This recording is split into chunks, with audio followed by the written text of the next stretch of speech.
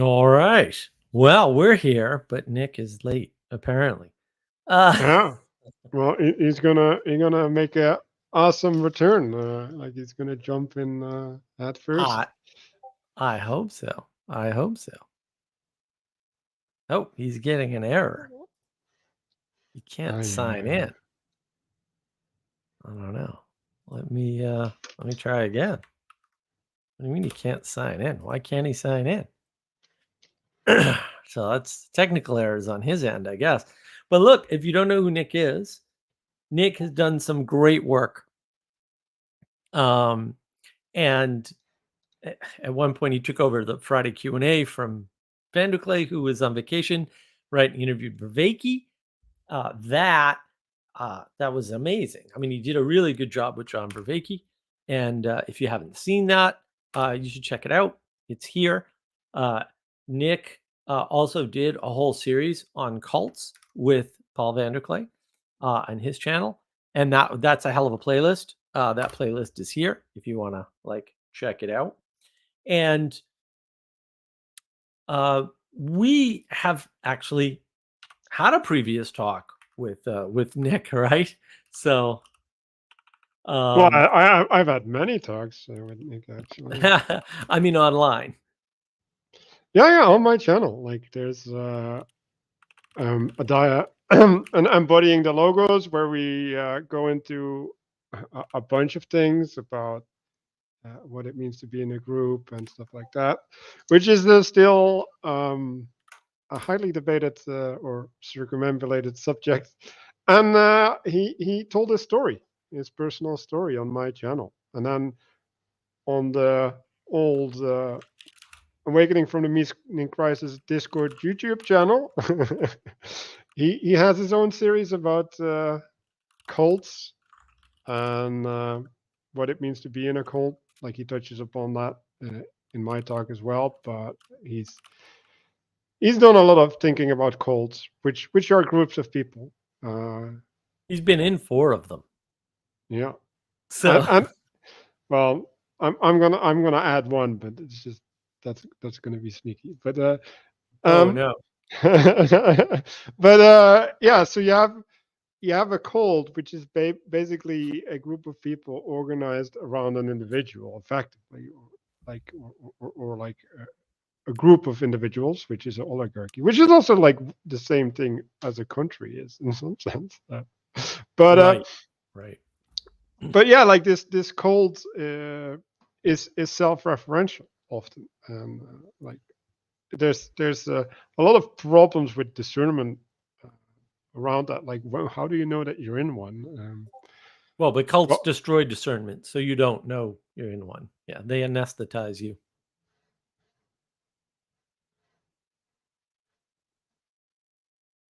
Interesting. And he did talk quite a bit about that in his experience in the four cults.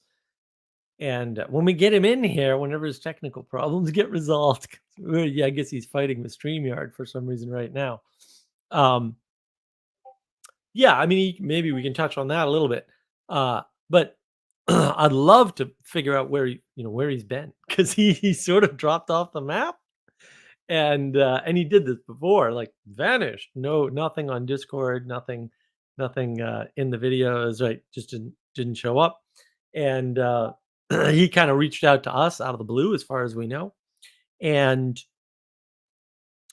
it's it was nice to hear from him, like out of the blue. It was weird timing, but it was good, because it's been way too long since we've had a conversation with Nick, because um Nick really understands a bunch of things. Like, he has not just a grasp on cults, but he's done a bunch of research on Eastern spiritual traditions.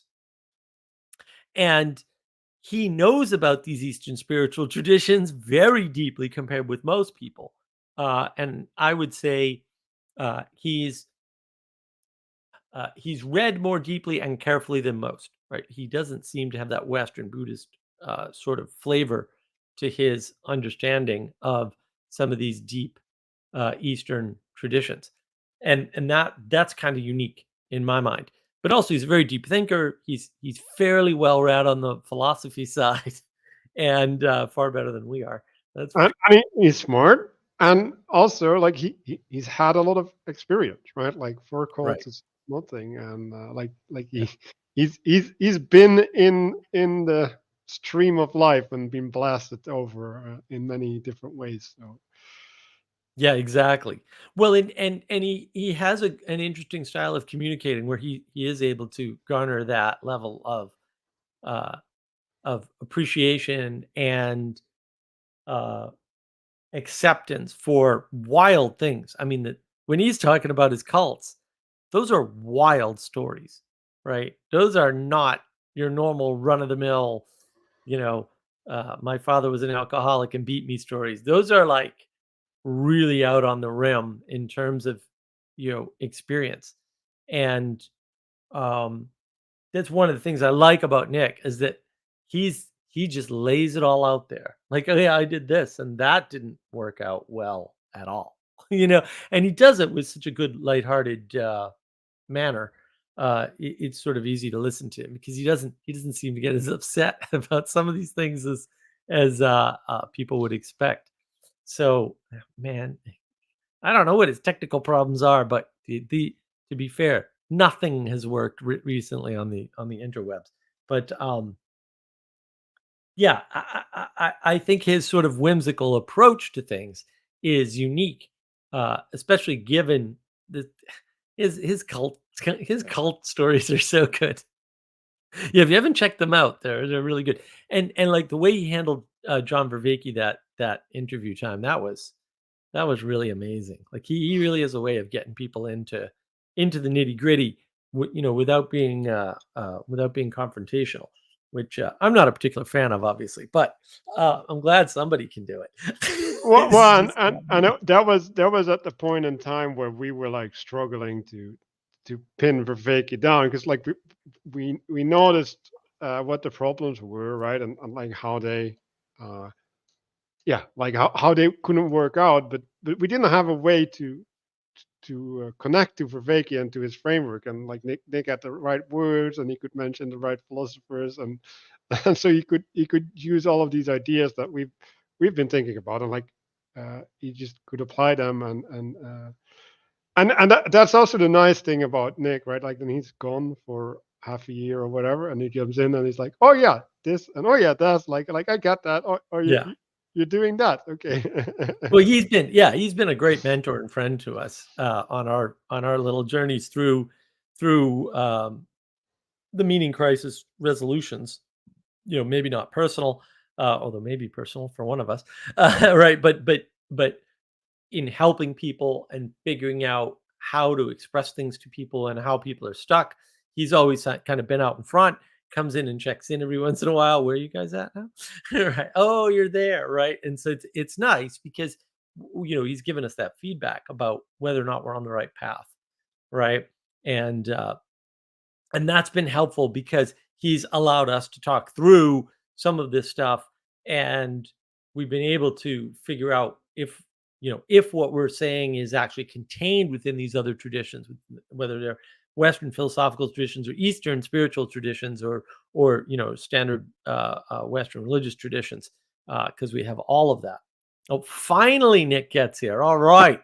Well, Well, we're already done, so like we might as well quit. yeah, we might as well just say bye to Nick. All right, Nick, take it away, my friend. It's great to see you. Yeah, it's been a good while.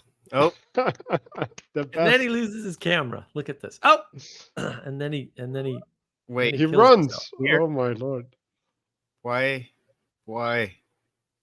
I don't know. What'd you do to your camera, Nick? Turn on your camera, damn it. I mean, we're Yeah, Check gonna your have that's the camera weird. out. banner with technical difficulties. And this is like the technical difficulties live stream, apparently. It's So it's like, been a while since I've had to True, true. You've do been all uh, of you've been this. doing real world stuff, which we hope to get an update on. I don't know how Yes, much you've heard so far of the praise we've been heaping on you, but I'm sure we have more as we go. but like everybody can see that he's plagued by demons. Like it's right? obviously. Clearly. Control The- E.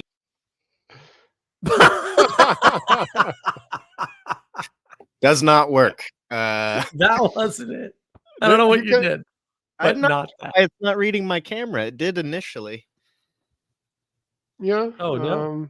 Yeah, we saw you on camera for a few brief seconds. Brief moments.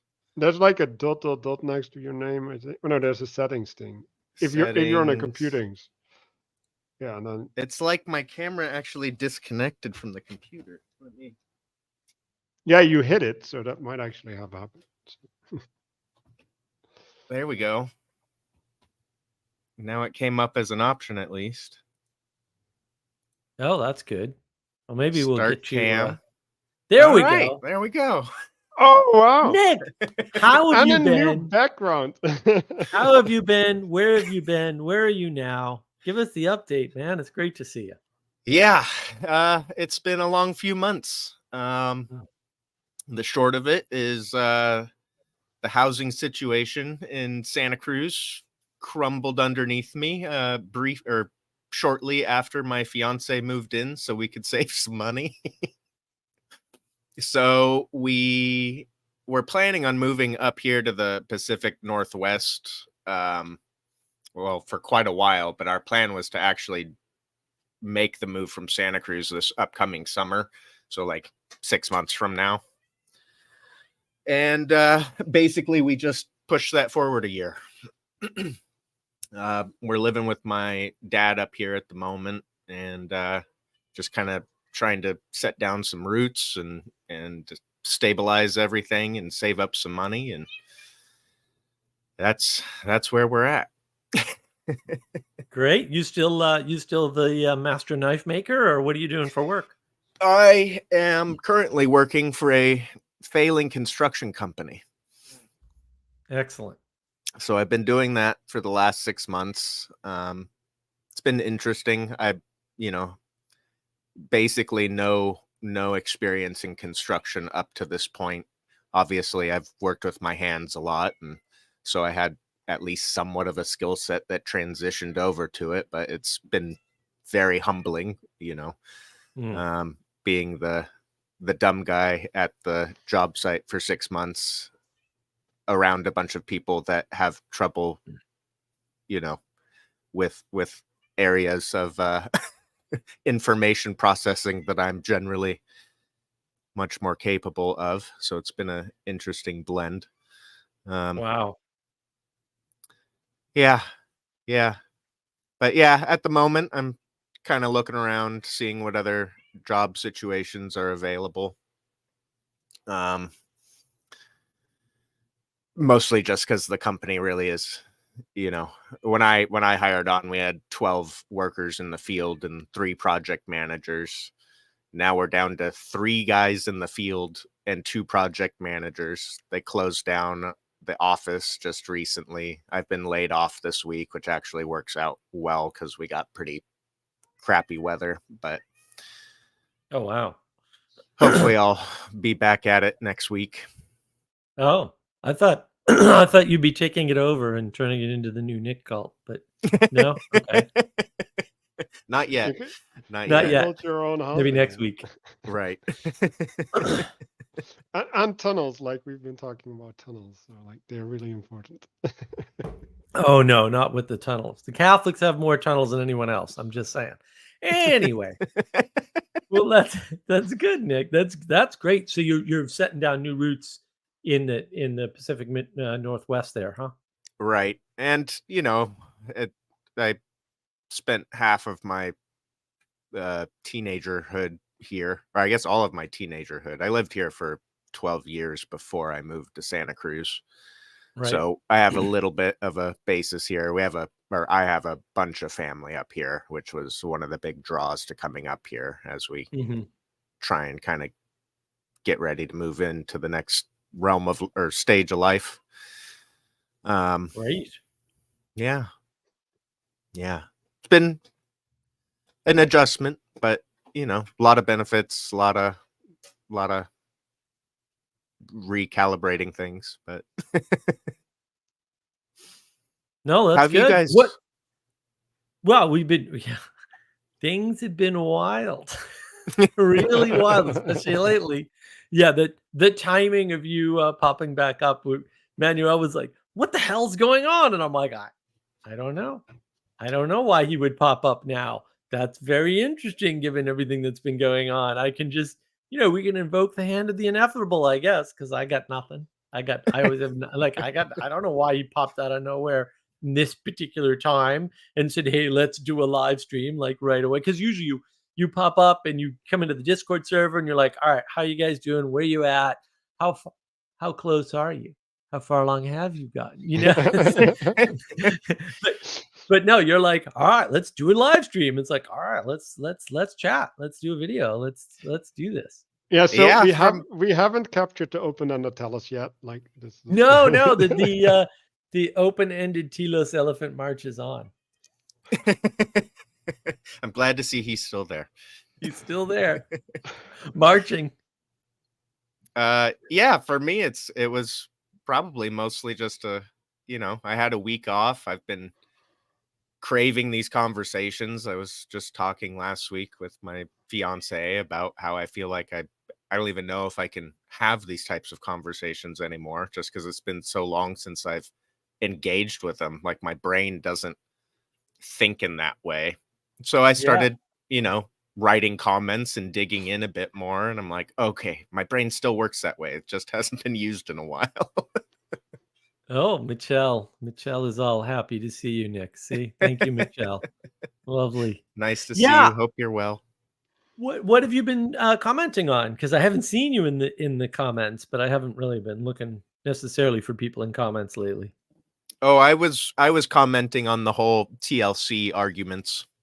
Oh, you were? Oh, so you saw some oh, of the death see, stuff like, there. oh, yeah. Right. I'm bloobish, by the way. When Oh, YouTube rewrote redid its thing, it got rid of my normal NB Oh, and it did. replaced it with whatever it is I signed up with Google with many years ago. Oh, okay. That's so why you so were having issues. I have to admit that my memory isn't good enough to reconstruct that in my head. What you commented, but tell us what Oh, I was what writing like small papers. okay. But basically I was making the argument that I think basically I do think TLC exists. I think it's a loose pattern of relationships and networks. I think maybe why there's been so much argument about it is that the label's been used so much that the concept is kind of reifying. Right. And as it reifies, there becomes a stronger desire or a need to start having to properly define it in relation to that reification. Right? So as it becomes more solid instead of just kind of this big bucket term, right? And that's what it was forever. It was Yeah. mostly just a convenient word that we could just kind of like, well, it's vaguely in this pattern of things, this kind of relational network, right? BOM's Yeah. in there, Peterson's in there, Right. Vervaeke, all these kind of, general area of conversations.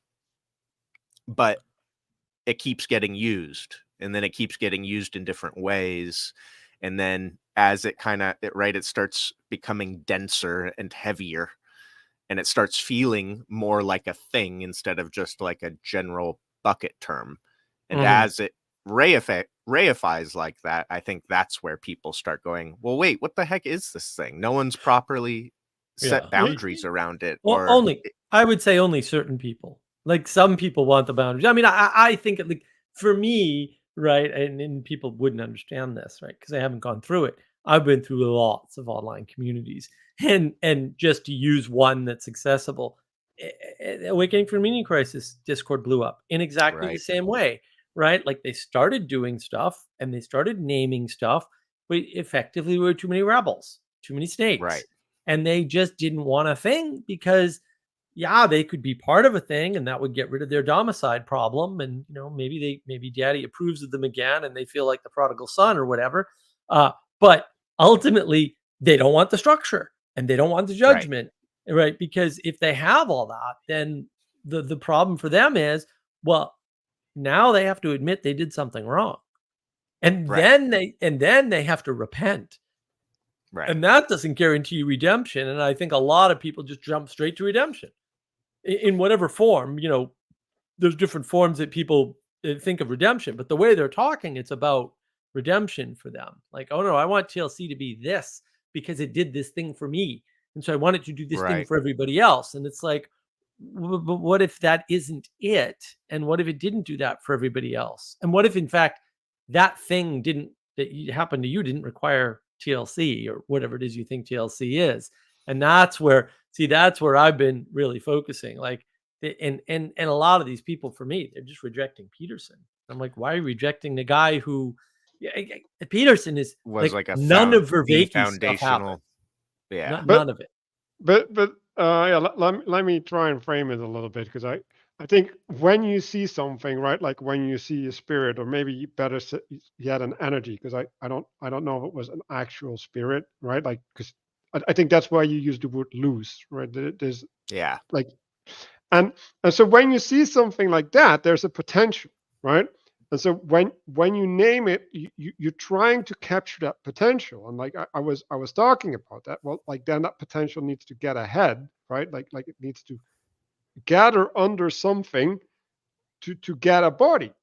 And that was a moment in time, like a couple of years ago, like 3 years ago probably, or like, and like it kind of happened with the bridges of meaning on some level, right? But it needs this head to gather under, and then the name is actually real, right? It manifests under that name. But my analysis is that like that point has passed, and when you Right. keep using the name, uh, and you're trying to manifest energy that no longer exists, that's necromancy, right? Like now Right. we're trying to blow in a spirit into something that's dead, and it doesn't even have a proper body. So and, Right. and I think when I was talking, like my argument was around what, like, we're wasting energy, like Right. it is all misdirected, and therefore satanic, like, Right. Right. and It doesn't start that way. And this is where people get confused, right? With the emergence in particular, right? Because I see this, and that's why I said, look, you guys are playing the Neoplatonic game. Like, you're doing exactly what Vervaeke and others are doing with this term Neoplatonic, which is, I think we can put it to bed. It's a garbage term. It's a garbage term. Right. There's nothing in common after Plato to have a thing with, right? Like, the thing that all those people have in common is Plato. They don't have anything else in common. And so they're really just rebelling against Plato in one form or another, or omitting Plato, or whatever, however you want to frame it. And the reason I think why they're doing that is because they're noticing the many, because the many is always there and always changing and always coming up, because entropy is real, guys. I don't know what else to say. Like, time passes, and time and change, are they differentiable? I don't think so. Like, you can't measure time without change, and Right. change wouldn't be observable without time, right? And so it looks like that's just two sides to the same coin at some point. So what I'm picking up on, I think, is three kind of different variables here, or maybe even just contexts. Yeah. One is that you're commenting on there at the end, Mark, seems like the whole mimetic drift problem, which Right. is, what does a word mean, particularly words highlighting abstract patterns, Right. when the pattern itself changes? Now, that's where the necromancy point gets in. Are you trying to revive Right. the thing as it was, or are you now referencing something different, Right. or what is it Right. that you're still talking about? So that's one Right. good point. Yep. The other might be, like, how my brain thinks about this is, you have these, like, a layered ontology, right? Mhm. Layers of being from the abstract down to the real. Mm-hmm. And so you have these over categories, and then you have the instantiations of those categories as they move down. So TLC might be the giant umbrella term up at the top. It's just this big, chaotic, constantly kind of shifting around pattern that doesn't have a strong definition because there's so many elements in it that are changing so dramatically and dynamically over time. Yet there's some kind of binding to it in some That's where I sense. would object. That's where I would object. So for example, and I do think the problem is in ontology. One of the problems when people invoke ontology is they're actually an objective material reality all of a sudden. Right. And I think this is what I was alluding to. Like emergence happens all the time, guys. You know, like people do GoFundMe's and it works without whatever they're referring to as TLC. Like that happens. You know, it may Yeah. not be as common as people like, right? Because you got to have something to get it started and whatever. But there's something that gets it started and there's something that keeps it going. Those don't have to be the same thing. That's another thing where people we're compressing and flattening the world. So we want to be the same thing. But at a certain point, and I think this is what Manuel was alluding to, right? There's a time component. Things are emerging all the time. Emergence isn't interesting to me. What's interesting is whether or not the emergence lasts, and does it form or does it deform? Does it unform? Does it spread out or does it come together to make things better? Right. And this, for me, is related to reciprocal narrowing versus reciprocal opening.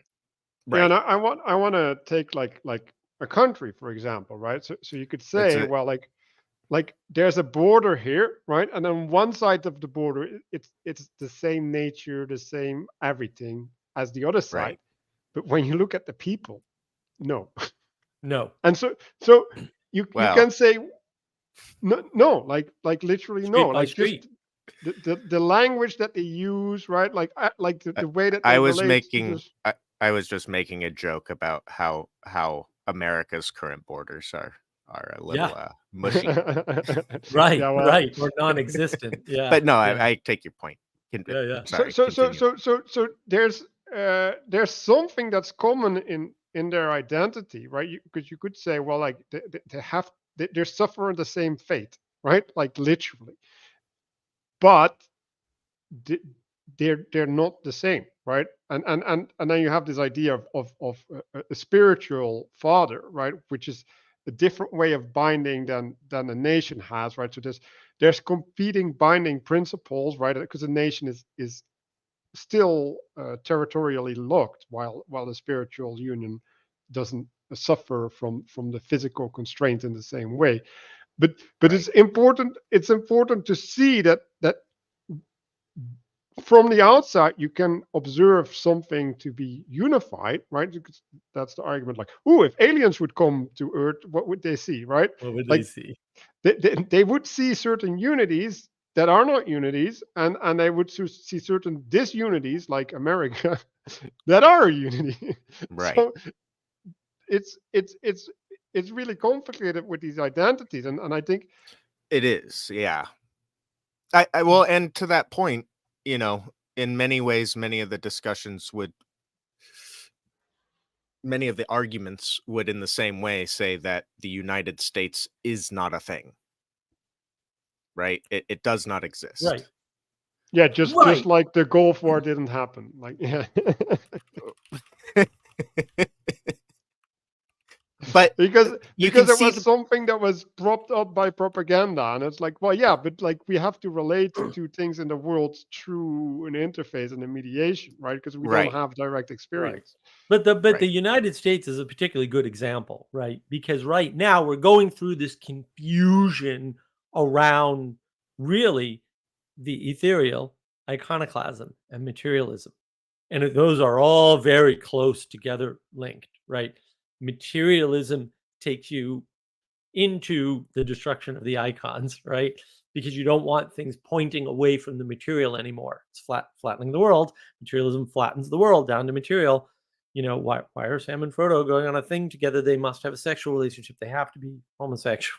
It's the same. Right. It's just flattening everything down to a material cause or a formal cause or some combination of both, right? The Um, reifying. the Right. reify. Yeah. That's the word you were using. Yeah, that's a good word too. Whereas what's actually going on with the United States is it doesn't coalesce around the presidency. That's ridiculous, right? Because the presidency changes too quickly. In fact, that the whole role of the president has changed so much, even over the past 70 years in the United States. It's almost an unrecognizable office in some sense.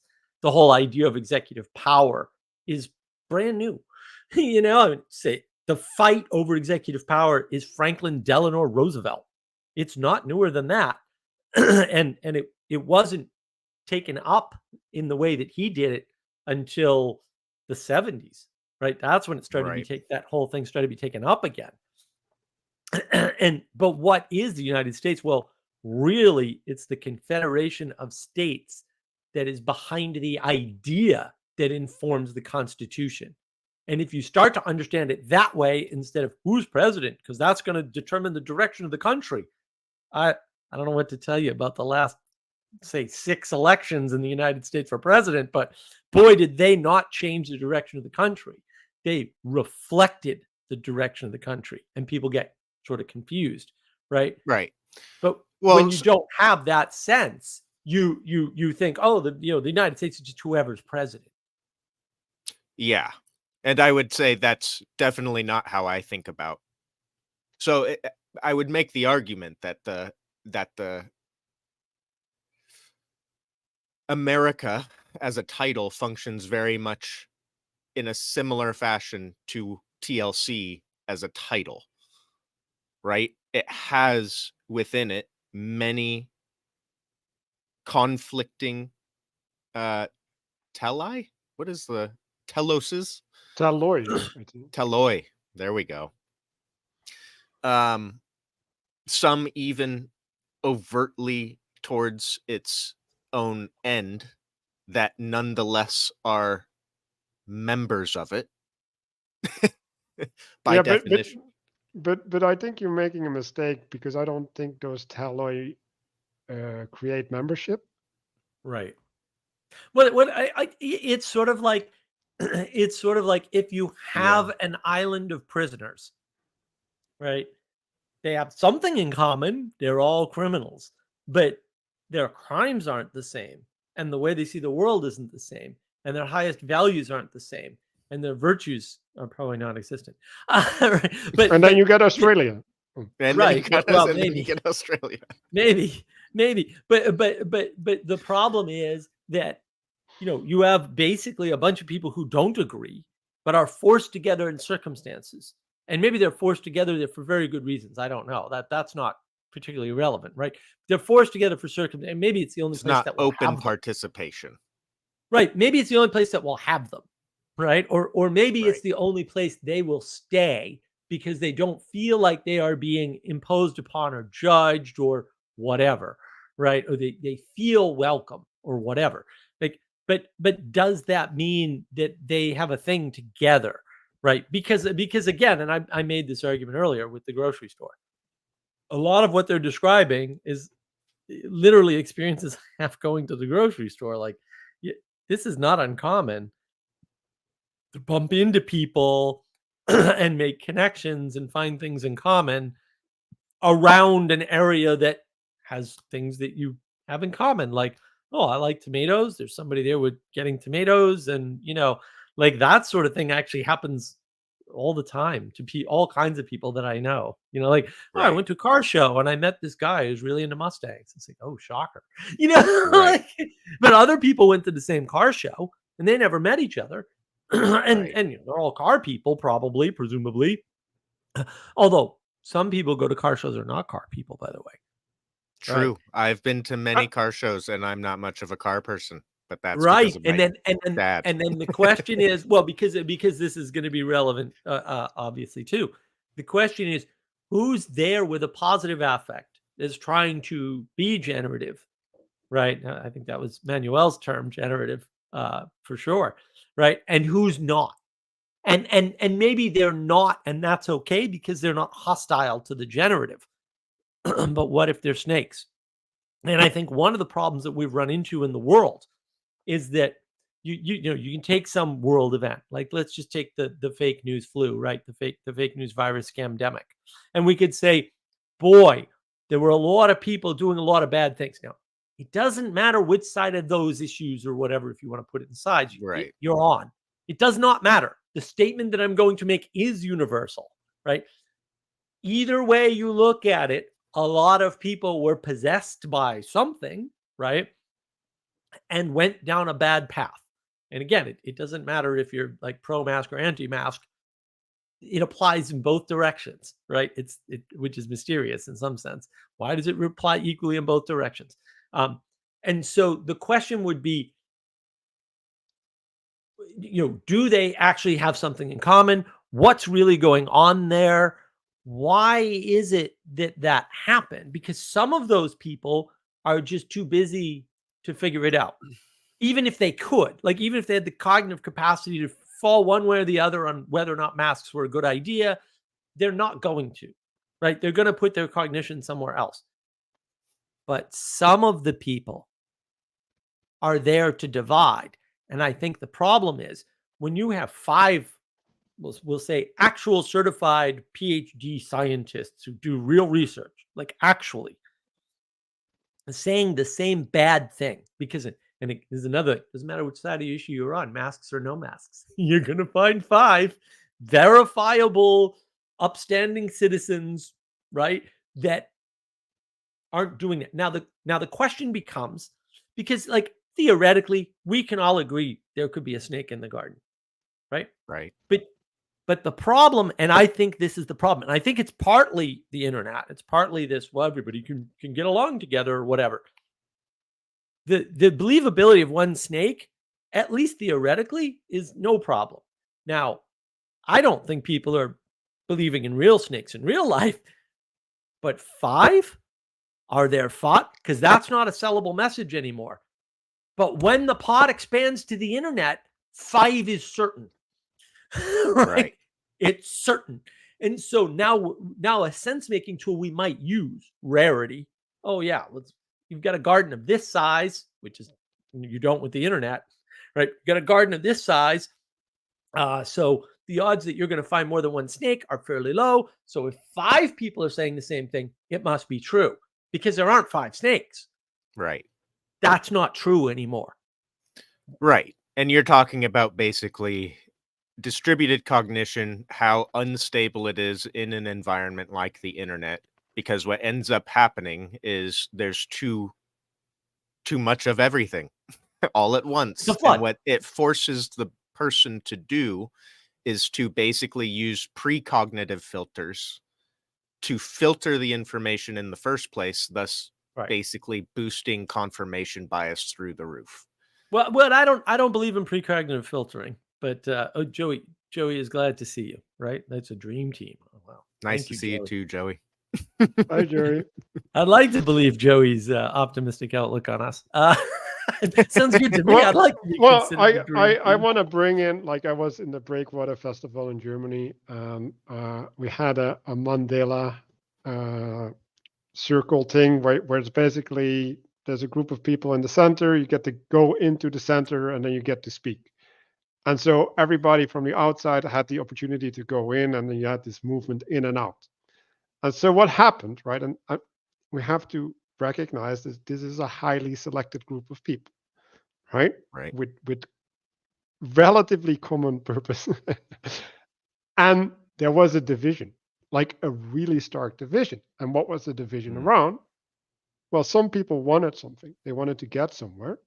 And other people wanted to, I don't know how to articulate that correctly, but they wanted to share. They wanted to share in something, and like I guess it's more like a universalist and getting everything, every side in there or whatever, and in implicitly assigning equal relevance to every signal, because that's the consequence of that. But you can reinterpret that as a masculine impulse, right, and a feminine impulse, and so if you have a group of people, right, you need to organize spaces for this masculine and feminine thing to coexist. And the problem is that in order to have something, it needs to be in a structure, in a hierarchy, right? So the masculine has to make the space or the house, builds the house that can house the feminine.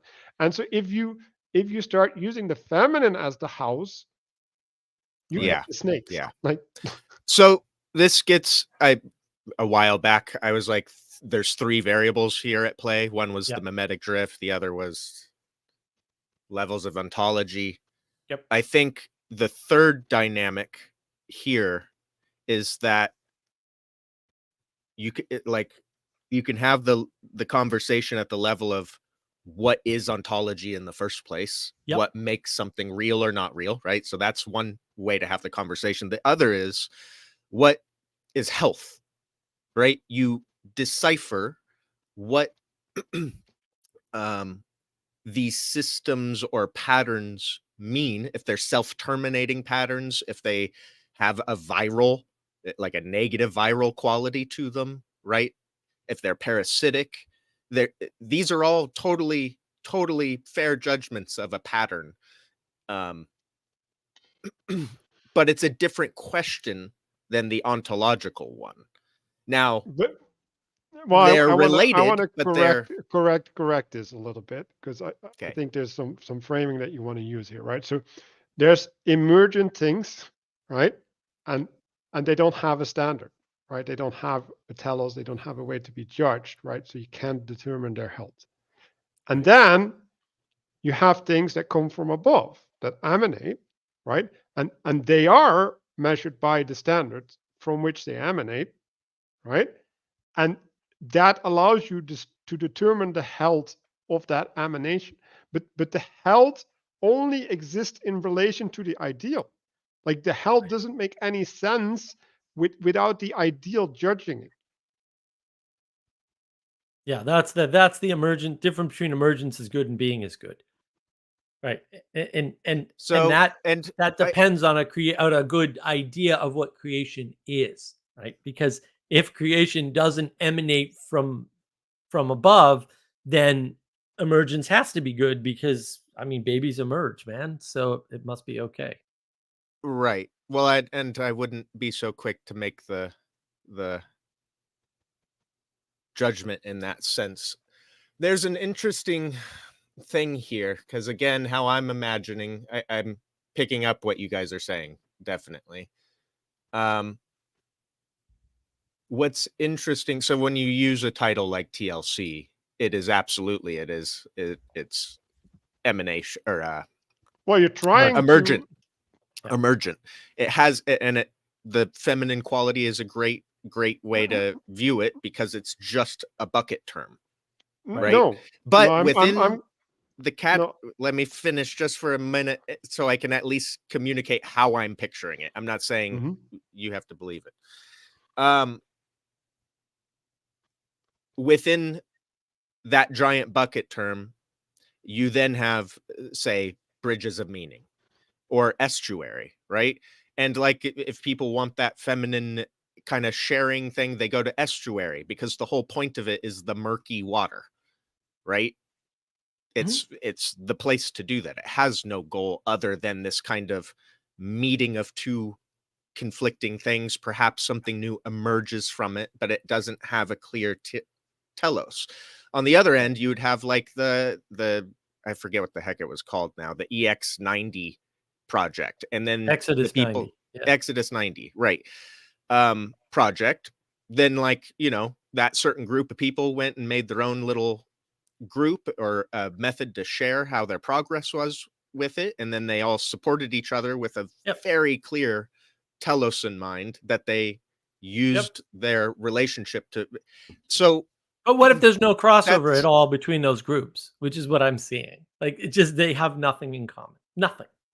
well, Nothing. do Zero. the people, do they all share in the same groups of ideas? Do they communicate across those I groups? That's not look, I mean, the argument all along has been, look at all the people that left BOM for one reason or another, Right. right? And look at why. They, I put up the Peterson Sphere website in 15 minutes while I was on a live stream with Father Eric. And why Right. was I able to do that? Well, you had a bunch of artwork. Yeah, I had artwork from Sally Joe, which she had offered to the portal, which she had offered to BOM, which none of you guys wanted, which is like, I'm okay with it. I benefit. I got all the artwork for free. It was already done. Sally Joe, and ironically and weirdly, again, another weird synchronicity, Sally Joe just reaches out to me a few days earlier and says, like, hey, I have all this great artwork. And we've been talking about the Peterson Sphere, sort of batting that around. Why don't you have it all? And she made it all available to me. And then it just so happened that for whatever reason, it kind of fit the website very nicely. And now we have the Peterson Sphere website, and somebody else took it over. My original design got wiped out by bad tools. But if you want to see it, I'll post a link. But the thing was, like, she to this day sounds a little still upset, and she should be, in my opinion, that she was rejected by those people. All right. Right. And not rejected by us. Like, she still hangs out with us. Uh, and she insists, by the way, that she's still the meanest in the group. I don't know if I agree with that, but she's pretty mean, to be fair. But she's looking for people to work with. And it's not like, this isn't a pick on BOM thing. I mean, BOM was like the 5th place that they didn't actually want to cooperate. They didn't want to cooperate. Here's somebody who wants to cooperate. You can say desperate to cooperate with people. Desperate because she knows she needs that cooperation. She doesn't get it anywhere, right? Until she comes and hangs out with us. And we're like, absolutely, we'll do whatever we can do to help you out, sort of a thing, right? BOM is a particularly bizarre one because the success of a person using that tool as it was intended, that community as it was intended, was that they no longer participated with it.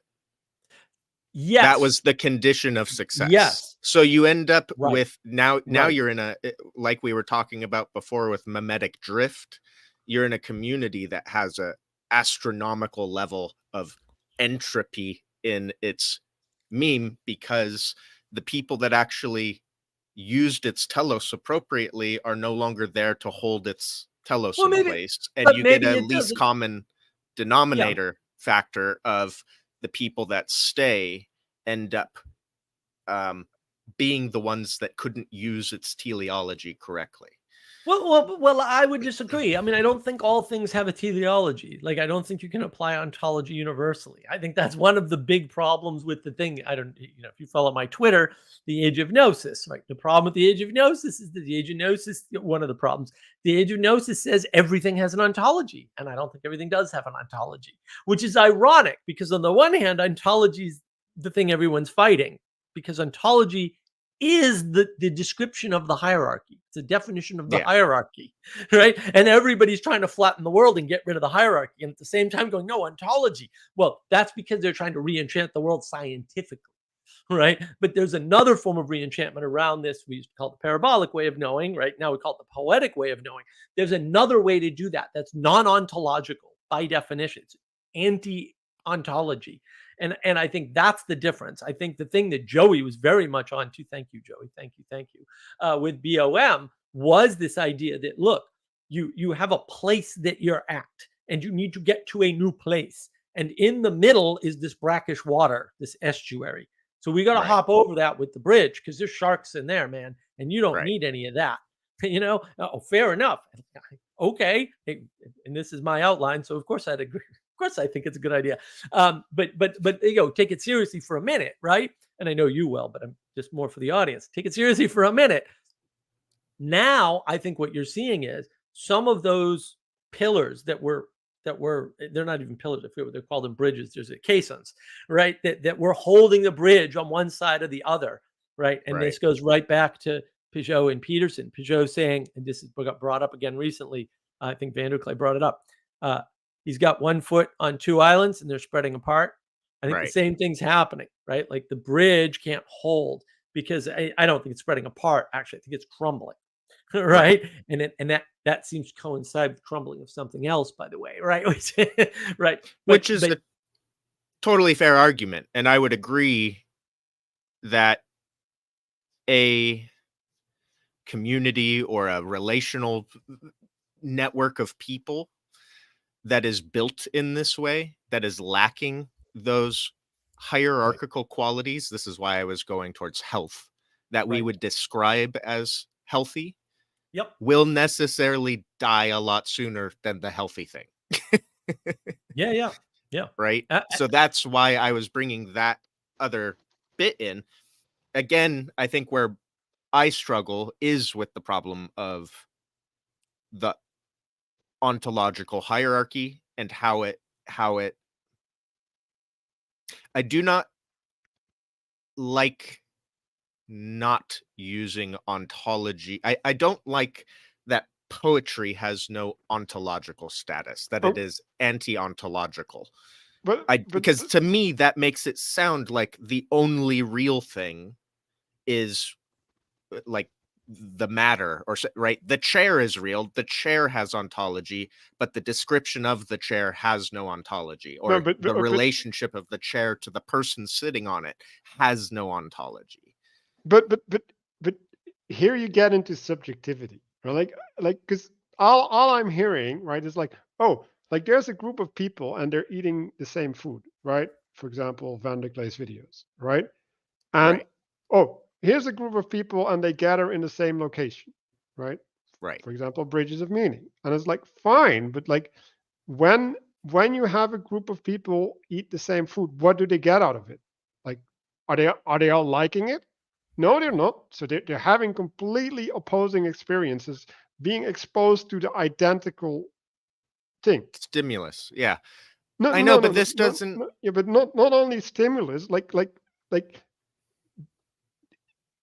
opposing, like conflicting, non-mergeable participation.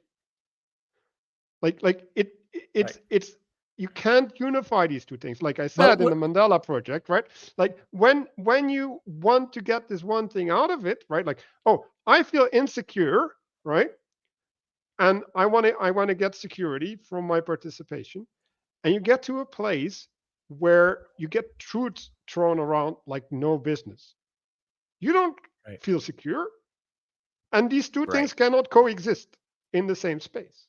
Like and so when you take these two entities and you put them under the same name, that's corrupt. Like that's a corrupt entity. Like that cannot maintain being.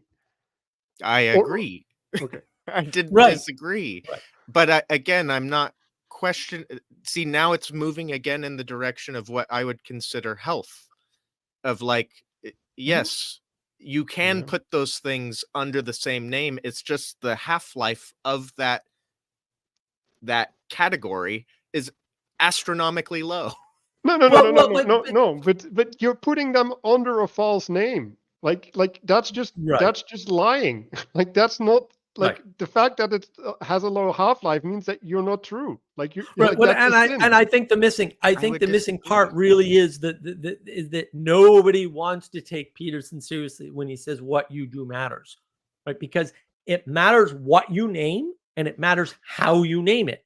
So if you name something that shouldn't have a name, because it's not a thing, if you just throw out the term Neoplatonism or postmodern or even modernism, I make all these arguments on my Navigating Patterns channel, right? Like you can't use the term modernism in a reasonably communicative manner. It's not actually possible because what is modern is always now, and it's never in the past, and it's never in the future. So once time changes, and I'm pretty sure time just kind of changed all the time, right? Like we're not out of time, right? There's no objective material reality. We are not out of time. We cannot be outside of it. You can't use the word modern because it only ever means now. It only ever means the present. And so then postmodern can't make any sense either, right? And pre-modern can't make any sense either. And it's not that those concepts are wrong. I mean, this is why I'm hopefully someday I'll get this Age of Gnosis article bad naming is one thing, right? But what the referent is still, just because something was given an ugly, stupid, or bad name Right. doesn't But mean that the thing that it's referring to doesn't carry meaning or that's have. that's part of my point. See, I think the problem is there's 3 conditions, right? You can name something that just doesn't exist. Right? You can absolutely do that. I know for a fact, as maybe you don't know this about me, but I know for a fact about you, we've both seen people do that. We've both been around people who have named things Very true. that do not exist in any form, in any imagination, or maybe the only way they exist is in their imagination. I use my purple talking unicorn example there, right? And that's one condition. Another condition is poor naming, right? And so my project of talking about the age of gnosis is no. This thing you guys keep calling modernism, which is the result of materialism, or the things you're describing are the result of materialism. But the actual right name is age of gnosis. And you got to put a little nuance around it, right? Gnosis, where knowledge is just propositional, is the way I frame it. So when you look at it that way, a lot more things start to make sense. You can start to put times to it, right? You can start to say, oh, there's minor adoption here, there's major adoption here, there's that flipping, that flip that happens, right? Adoption here. Like you can do that with age of gnosis. You cannot do that with modernity, because like the invention of the telegraph does not have a huge effect when it's invented. And it doesn't have a huge effect when it's adopted, because it's actually the adoption of the telephone. But you have to go back to the telegraph to get the telephone. You get into these weird things when you try to make it material or technology based or whatever, right? Same thing happens when you try to run do into it. the complexity. Well, no. You run into the fact that the tools don't matter. But the same thing happens when you do it with churches. So the same thing happens. I mean, we ran into this problem. I'm sure you're well aware of this. It's not really the Protestant Reformation, because it's not actually a problem when it happens. I mean, there are problems when it happens, but the problems we have now are uniquely post 1960. But they're not 1960 didn't cause them right? Because, and this is the brilliant part about Vervaeke's work, although I don't think he understands how serious he should take this. There's a groundwork that's laid, but there's something else going on top of the groundwork. And it's when those two things meet. And this is the third way of naming something, right? So you don't have an imaginary, a purely imaginary object that only exists in the perception of one person. You don't have a misnamed object. You have a properly named object. In other words, the emanation and the emergence meet. Any emergence can be named. And there are better and worse names for emergences. But if that name doesn't match an emanation, you've got a whole different set of problems. And that's what I think like modernism is. It's just a bad name for an emergence, and nobody can pin it down and nobody can understand it because of the bad name, because there is a relationship between the name, the goodness, and whatever it is you're naming. If it's material or ethereal, doesn't matter, right? There's a 3-part relationship there. And that relationship has to be proper on all fronts. And that's actually 9 fronts, not 3 fronts. See my video on 1, 2, and 3 on navigating patterns. Right. And so you get into this. That's where the combinatorial explosion starts. It's not where it ends. It's where it starts. And so you can't just throw names around. You can't just say, well, you know what? It's Calvinism. I mean, I can point to a bunch of evils of, quote, Calvinism, but as near as I can tell, for the most part, I agree with most of Calvin's stuff. Calvin didn't do too many things wrong. I mean, surely he's not without sin or anything, but like, yeah, I mean, Luther, I have a harder time with Luther, let me tell you. But Calvin, Calvin and me, we're buds, we're cool. Luther and me, no, I want to backhand him for sure. But those differences aren't subtle. The thing was, and this is when everybody, like, they always pull the trick. Well, it's how he was interpreted after. He didn't believe that. I'm like, who cares? Like, that damage was done and he was involved in it. Unless you can prove to me that had he not done what he did, this other thing wouldn't have happened. Then and in some cases you can. In some cases you can say, yeah, if Luther didn't do what he did, Protestantism doesn't emerge. Like I strongly suspect that's true. Maybe it's not. A lot of the Protestants say, well, no, there were these other guys. Until the bold move is made, I don't think anybody moves outside their open cage, which is really what they Right. were in. It was an open prison, and they're saying, "Help, help! We're being trapped!" And there's no bars in front of them, and they can walk out whenever they want. But instead of walking out, they pretend like they're trapped. They launch a rebellion for no reason, right? Which turns into a revolution of thought, effectively, right? Which is forwarded by the printing press, but printing press not bad. And right, and so these things come together, right, and then a spirit emerges, and you'll label it, and maybe the labels change, and now it's called Protestantism or whatever. But now it's not even that you have an improper name; you have an improper thing, and it just keeps splitting and splitting and needing more names. Fair. So the way in which the problems of the Catholic Church were addressed by Luther, not appropriate. Now, as you said, it gets confounded by novel technology. People, in some sense, realize they've been living under a very heavily reified and corrupt system for a long time, and now they're getting to the point that they can actually see how corrupt and reified it is, because they have more direct access to the information that they were never given access to, except from some smart guy speaking Latin at them. Yes, right? yes. Well, So- but that's the good faith argument, right? Because it was Yeah, was well, no, only I'm good not- faith actors. But yeah, keep going. Well, I was just saying that's the emotional impetus. Now, whether the revolution was necessary, carried out correctly, that's a whole other ballpark, right?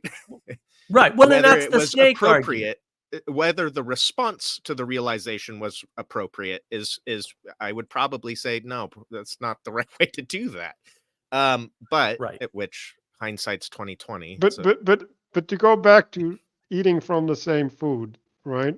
It's like maybe the original author was in good faith, right? But these things that they're taking from him, right? They get their own spin, right? Because there's opportunistic or just people who don't have complete understanding, right? Who of course, yeah, misapply these things, right? And so there's a parallel, well, not one, but many parallel spirits that manifest under the one spirit. So even if the one spirit is pure, which I doubt, but like you still have all this other stuff. Yeah, I don't think the spirits are ever pure at this level. Maybe, but not ever. But yeah, well, that's the problem. And I wanted to rephrase the argument that Mark made about naming, right, and having an earth or emergence and emanation coming together. And it's like I've been thinking about authority a lot, right? Because by what authority does this name exist, right?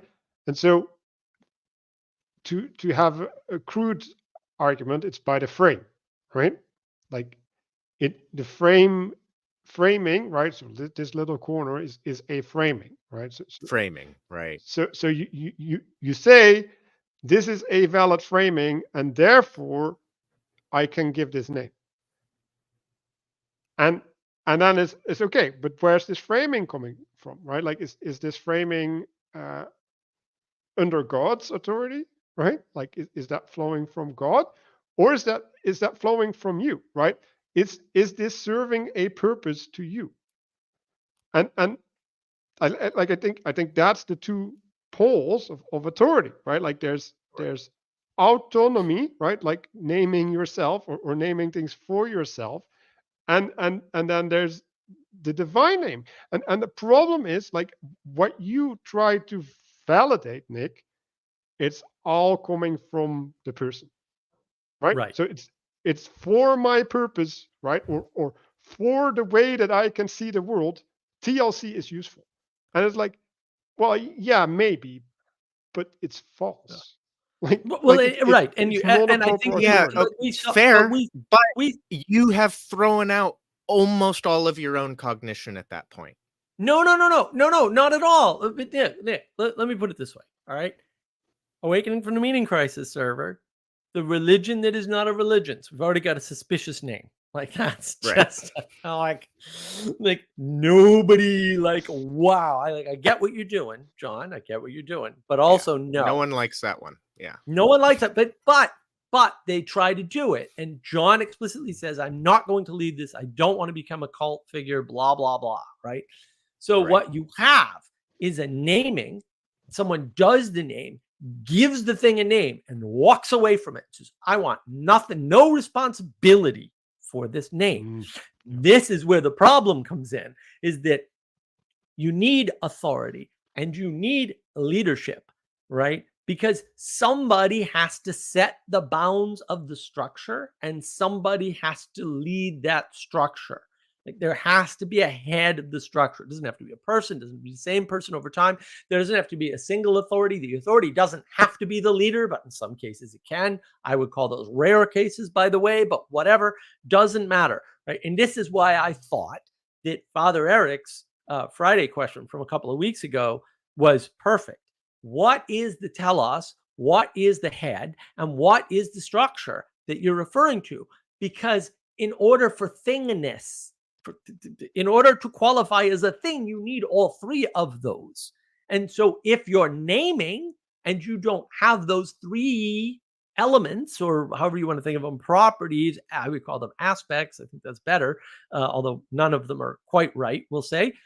If those aren't identifiable, and I did a live stream on identity, in case you want to know more, then you have a problem.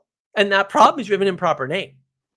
And I don't see a way around that. Like I thought Father Eric really nailed that one. And I mean, his open mic video on his channel about this has well over like 600 views already. And that was just Sunday. Like that video is unbelievably popular for some weird reason. Jacob's follow-up video hasn't approached that yet. I think it's because it gets so deeply into the questions of ontology and epistemology. At what level do these things interact with each other? But those are right. But what, when you're talking, ontology and epistemology, I think those are proxy scientific terms, and I use them all the time. You know that, right? Like hopefully everybody knows that. They're very useful terms. I'm not saying don't use those words, but when people use that, what I think they're actually talking about most of the time, not Manuel and I, because we don't have this problem, is sanity. I think when Vanderklay says we outsource our sanity, I think you should end every video by saying that. And I believe we outsource our sanity. Like seriously, like you should go whole hog on that one. And I believe Carthage must be destroyed, because people don't understand that. That if you wanted to say, well, what is the most common thing that the people who love the TLC moniker have in common? I'd say they're all searching the bounds of their own sanity, because they know that they're not sure where that is. And like, fair enough. I'm not like poo-pooing on that. That's a big problem. I agree. Okay. We might disagree on ways to solve that. And I would say if that's your problem, that's because you won't submit to having your sanity helped along or determined in some sense, or at least found out or discovered using the authority of other people who aren't you. And so in essence, you're rebelling against the one thing you need most. And this goes back to a misunderstanding of things like redemption. You don't just get redeemed. First of all, I don't think people can redeem other people. I think that's ridiculous. You do have to repent, and maybe you'll get redeemed. But you have to repent, and before you can repent, you have to acknowledge you did something wrong. And all of that is witnessed. All of it, including the redemption. It's just two of those steps are yours and yours alone. But they can't be done by yourself in a vacuum. And that's where people get confused. Like repentance or acceptance that I've done something wrong is mine alone in some sense. But if I do it by myself on a desert island, it doesn't happen. Right? And so Well, Be- I would disagree at some degree. I think you're correct. There does have to be relationality. I don't know if it has to be with people. No, all right. Now we're into the Christian argument, and then yes, Yes. I can afford you all the Christian arguments where the desert island argument works because Jesus is always with you, sort of a thing. Fine, fair. But what people are doing is Oh, they're looking relation for, in general is always with you, but yeah. right. Yeah, fair enough. But what people are doing is they're saying, no, I want you, and this is very explicit now. It's extremely explicit now. You can see it all over those streams that we were talking about earlier, especially Jacob's, right? People very much want other people to change how they treat them based on their desire for redemption without repentance, without even acknowledging that they've done something wrong, even though internally they know they've done something wrong. They just don't want to suffer any cost to reputation, and they don't want to do anything about it. They just want to say, well, I am the way I am, and therefore I should be able to go to the church that I want, or I should be able to be where I want, or I should be able to label you the way I want. And that's what, I mean, my whole objection is I don't want to be dragged into this thing. At this point, there was a time when I did, and I tried to cooperate, and we started projects, and like rejection, whining, bitching, moaning, complaining, and like I said, the deceptiveness is what bothers me. Like, don't sit there when I know full well you've called for me to be kicked off of the Discord server multiple times and say you're part of this. What is wrong with? I know you've told Paul Vanderklay you shouldn't talk to me. I know this. And you're out there in public telling everybody else that I'm part of your group when I know you don't want me to be part of whatever this is. I know that. I get it that they don't know that, but I know you're deceiving them. I don't think that's good. In fact, I think it's kind of evil. Yeah, I'd agree. That's my objection. The deception, those are snakes. And the thing is, in that corner or whatever it is, and it probably is a corner, it's a viper pit. There's not 5 snakes. There's more. And it's an unbelievable number. I agree. But also, that's the number, guys. There's a lot of bad actors. I think I have a different perception of what it... to me, that's where categories like Bridges of Meaning, AftMC, right, more distinguished actual attempts at a distinct culture are. Maybe Jonathan Pajot's server, which I've never gone to. But to me, they sort of pulled it off. And I don't mean to interrupt you, but I do want to highlight what Joey said here. A disproportionate percent of TLC adjacent folks not only refuse to submit to outside authority, but also refuse to submit even to themselves. Well said, Joey, right? Endless inner rebellion reflected in an endless outward rebellion. Joey, as always, is just so brilliant. That's dead on. And I think that that's what we're seeing. And look, I mean, I hate to harp on this. We're seeing that everywhere. Like, that's happening in the US government. Right. That's why people are seeing culture war. But I've already made the argument elsewhere. I've had one live stream and one recorded video on this. There's no culture war. There's a fight to have unity, to have a culture, which is what a culture is. It's a unity of a type, or not. Because you're not all going to unify around whatever climate change or whatever Gaia religion is. Right, because they don't have a telos, right? Like the problem of no telos is the problem we're experiencing. But then, yeah, you look at something like Jonathan Pajot, and he recently talked about this, how he doesn't want to become a leader, and that's a different problem that I'd love to dive into at some point. But they have Symbolic World, they have a Discord server. I'm on it. They have a Facebook group. Like, they have all these things. It didn't take them long, and they get work done. Right. I understand all of that. Again, we're back in the health thing. I think I would ask then, has there ever existed, no matter how well structured and well named, a human social system that was not terminal? But okay, but now we're starting Christianity? to talk about breeding, right? Like you have to breed. Which you have to branch? Well. The fact that there are branches doesn't mean it doesn't persist. Well, No, but- burning off the dead wood's part of Peterson's thing, and so I think if But- you don't have branches, you don't have branches burn off, you can't persist. Right.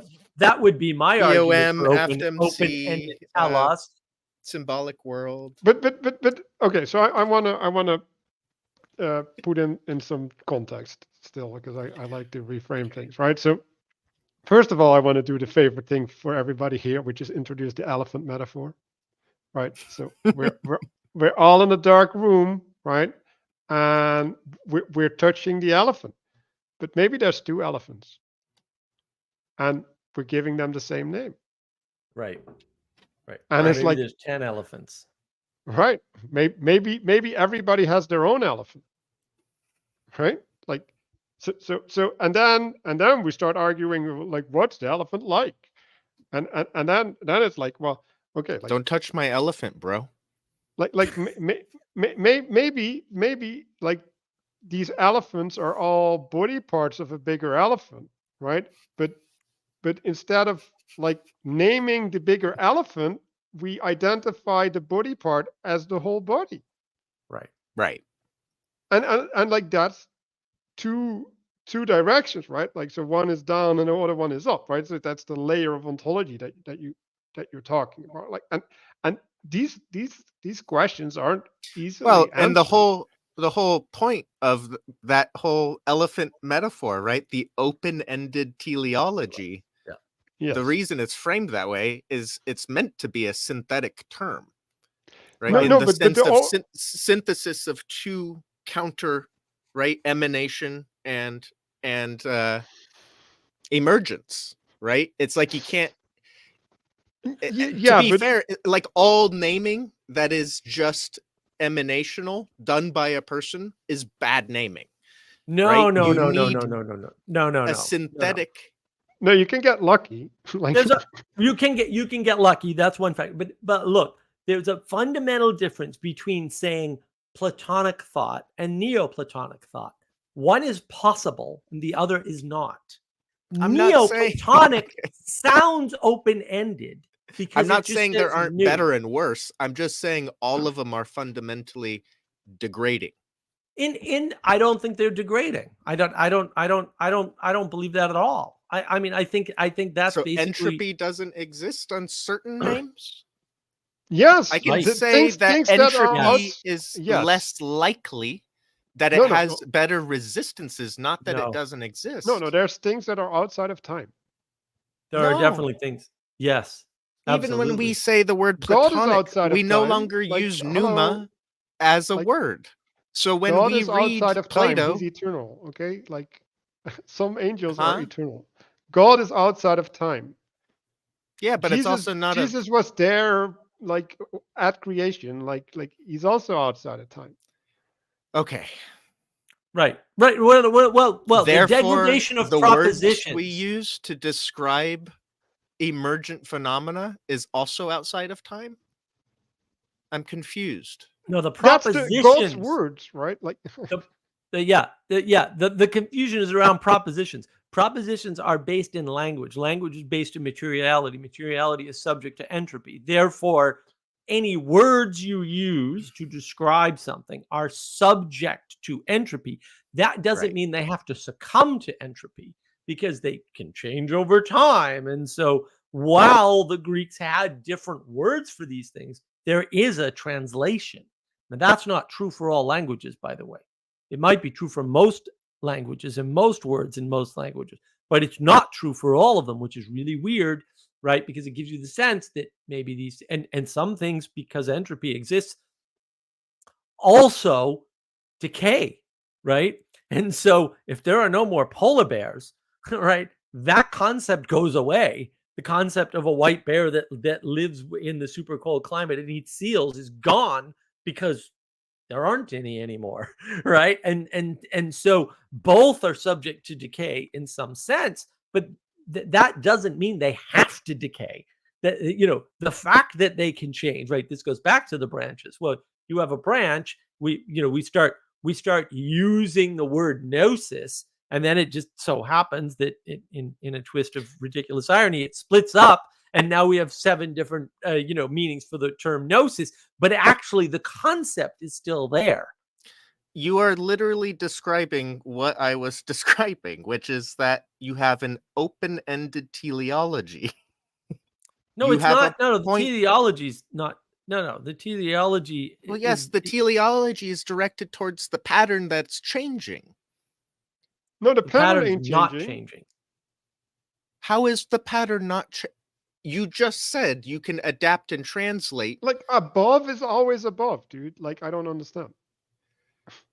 Like that Oh pattern my. ain't never changing, right? Yeah, I mean, humans, like they're kind of changing, but actually, when we talk about humans, they're not changing. And like this is the problem with language, right? People go humans, and they go, "Oh yeah, well, humans are so similar that we're all pretty much alike, and we know what we mean by human." And then any idiot can take 5 seconds and destroy that thesis really easily, right? Because you can go, well, if someone's missing most of their brain, are they human, right? And then what if somebody just doesn't have the IQ? Are they still human, right? What if they have the IQ but they don't have arms and legs? Right, Like, are they still right? deconstruction It techniques goes right to down test that the boundaries. Yeah, right, totally. right.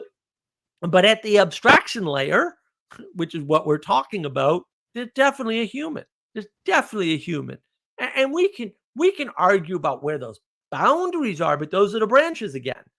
But the fact is the trunk still exists. Like the fact that you can lop off a branch or two does not affect the trunk, right? And so sure, the branches that you're lopping off are definitely branches, and maybe some of them aren't optional, although maybe you don't know which. So maybe you shouldn't be cutting branches, Chesterton's fence, right? But ultimately this trunk is still there either way. Like you have the fire in the cypress forest, which I saw, right? And there's still a tree there, man. And will the tree continue to grow is still up in the air in the forest I was in, according to the people I was talking to. They're like, yeah, we don't know if this one's going to survive, but you can see it anyway while it's still alive, because we know it's alive right now, right? And we don't know if it'll be alive next year, right? We don't know, and we don't necessarily know when that is. That came out in Thunder Bay. No one knows what consciousness is and when it begins and ends. Fair enough, right? But that doesn't mean that there isn't something to the concept. Now, I think this is a stupid word, but whatever. You always get into this thing with words, but that doesn't mean those concepts aren't there.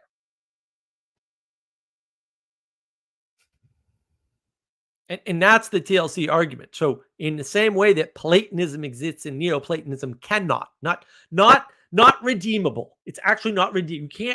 You can't come up with a set of things to make Neoplatonism reasonable and a reasonable mode of communication. You can't. It's not actually possible. Okay. In that same way, I'm making the same argument for TLC versus Peterson sphere. Peterson sphere has something that everything orbits in some sense, right? Or is part of this ever expanding, because I do think it's expanding. Maybe I'm wrong about that, but I do think it's expanding. Maybe it's not expanding, but it's definitely outside of Peterson now. And before it wasn't, for sure, right? Like he tried for years to get famous. Like this is well known. He just, for whatever reason, there's a set of circumstances that come together, right? And then now there's a sphere. Is it expanding? I think so. Maybe not. Doesn't matter. There is a sphere, though. There are people, as the result of Peterson, that are now talking about things that are important and related. And what's the distinction between this little corner and Peterson's sphere, right? So the Peterson sphere has a center, right? So the identity is defined around the center. A corner is defined around the room. So you cannot have a little corner without the room. And it only exists in relation to the room. And so it doesn't have its own identity. Like a corner cannot have an own identity. Like that's Right. like it's already a wrong naming. No, it's a geographical metaphor, right? The No, but it's not. southwest of It's the not. United It's States. And yes, it's but the closed ended. southwest of the United States can only Right, and then exist the in context the United is, States. but No, what it's- is the corner of? That's the It's problem. the internet, right? No, it's This not. little corner of the internet not. is the No, full No, it's title. actually yeah, but it's not a corner of the internet as such, right? Because like that's not the actual reference. What do you Right. mean? Like it's not an it's not a reference towards the whole of the internet. Well, the room is the internet. It might be a room with, 10 trillion corners, but you're But saying that the then title it, makes no sense because it has no central referent. I'm saying it's a geographical metaphor based on the internet. The room is the internet. it That's the room. That's what it's a corner of. but does the internet have corners? I don't know. Like, I don't think so. But No, okay. it definitely doesn't. That's the first problem. But also remember, like you like open-ended TLOS, there's nothing more closed than a corner. Right? I mean, unless you wanted to find like an actual closed box, like you're not going to get anything more confining, more restraining, Yeah, this is your less tunnel opening. versus cave metaphor. Right. And then how do they get around it? Well, immediately. Well, there's corners in the corner. And that obviously makes no sense at all. I mean, that's just nonsensical self-referential garbage. Right. And so, Well, if well, the why internet do is you need shaped to like a go there? fractal, then there are corners of the corner. If it's fractal, but it's not, that's the problem. The internet It's isn't Does a shaped like a fractal have fractal? corners? I don't think fractals can No, have fractals corners. don't They have actually have layers. corners. Well, Like, the original fractal is right. You start with a triangle, and then at every point of the triangle, you draw another two triangles. Joey's got it right. Nobody puts baby in the corner of a corner. Like, nobody. I agree. Nobody puts baby in the corner of a corner. Nobody puts No one baby in the puts something corner. valuable there. Is that the point? No, the reference is Dirty Dancing. Nobody puts baby in Oh. a corner. Right, but see, it's very closed-ended, and because it's closed-ended, then people feel trapped, and so now you have to create corners of corners. But what Right. you're doing is fracturing. You're not fractaling. Or you just leave the corner. That was kind Well, of. if it'll let you, otherwise, but If it'll apparently, let if you you. talk to Paul Vanderklay, if you respond to a video of his, if you're friends with him, you're automatically in, no matter what. Automatically, and you Right, you can't right. get out. But That but makes this no is this is the racism argument. Like, oh my God, you're identifying me by my race, by my skin color, and it's like, well, look at your skin color. Like, that's a valid category to apply you. And so I realized the word category is amazing, because it's related to accuser, and a category is an accusation. like it is an imposed identity. Like, it's like, you are that. And like, I'm just gonna treat you as that. That's what a category is. Which is Well, evil, yeah. which And is what that's on what a the slave other owner end, you does, by could the way. say, Like, I am of the category female now. I just decided. Right, yeah, well, that's auto naming, right? Like, autonomous. right. Like, yes. That's why that's bad. We know that's bad because again, we outsource our sanity, which means we outsource part of our identity. And that's the problem. I Like, you know. can't sit there and That's the argument self-identify as I'm making. TLC. I'm so confused. Okay, go make your argument again. Now I'm like, I want to hear you weave it in now. Well, because if you're outsourcing your identity, right, and your identity is formed, at least in this instance, by the relationships that you hold with a group of people and the ideas that you congeal around, even if the group of people is Peterson and you go with Peterson's sphere if you like the name better, that fine. This little corner is an ugly name. Totally fine. I But they don't. But they You are- don't identify. Like, this is Huh? my deep point. These people who are harping on TLC have one thing in common. They do not identify with Peterson. They don't agree with him. They don't like him anymore. Maybe they did once, right? And zero of them have any other path in, right? And right. So some it's of too them have entropic of a name. right. And So- some so- of them, but some of them have tried to claim things like, no, I came in through Vervaeke. There is no Awakening from the Meaning Crisis series at all, for real, without Peterson. No, really. I have insider knowledge, but also, no, really, it doesn't happen. And so you can't identify Peugeot. Nobody finds out about Peugeot. Doesn't go on his quest to even be understood.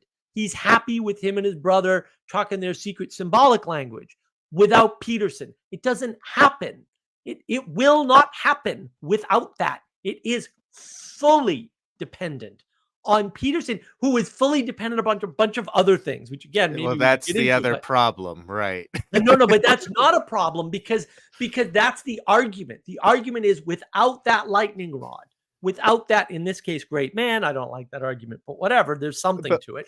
Without that telos, right? Without a referent that's stable and clear, you can't properly name the thing. You can't. yeah, but okay.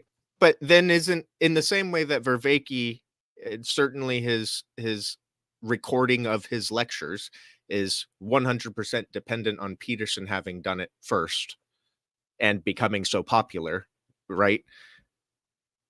Does that not make Vervaeke and his body of work in the same way that Peterson was dependent on a whole plethora of other things to have all that attention on him to become a meaningful center?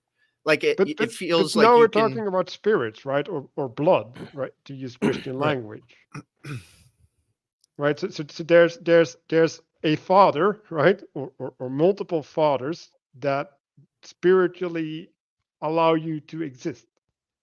That, Right. and those are authorities, by the way, right? Like with by virtue of their authority, you have existence. Right. Well, it goes back to something like the car industry, right? Like somebody creates a car that actually works out for many different reasons. There's all kinds of cars in the early days. There's electric cars are older than anybody realizes, right? There's steam powered cars. There's human powered cars, and we'd be able to reasonably identify all of them as cars, by the way. But like the electric cars were never fast enough, right? They were too heavy. Batteries were too heavy. But they right. existed, like people had them, like but they were never mass produced. So at some point, somebody mass produces a car, and somebody sees that success and copies it. But Toyota is not Mazda, is not Mercedes, is not BMW. They're not. The thing they have in common is carness. Short, fair, right? And we can point at Henry Right. Ford or whatever. We can point at any number of people. It doesn't even matter at that point.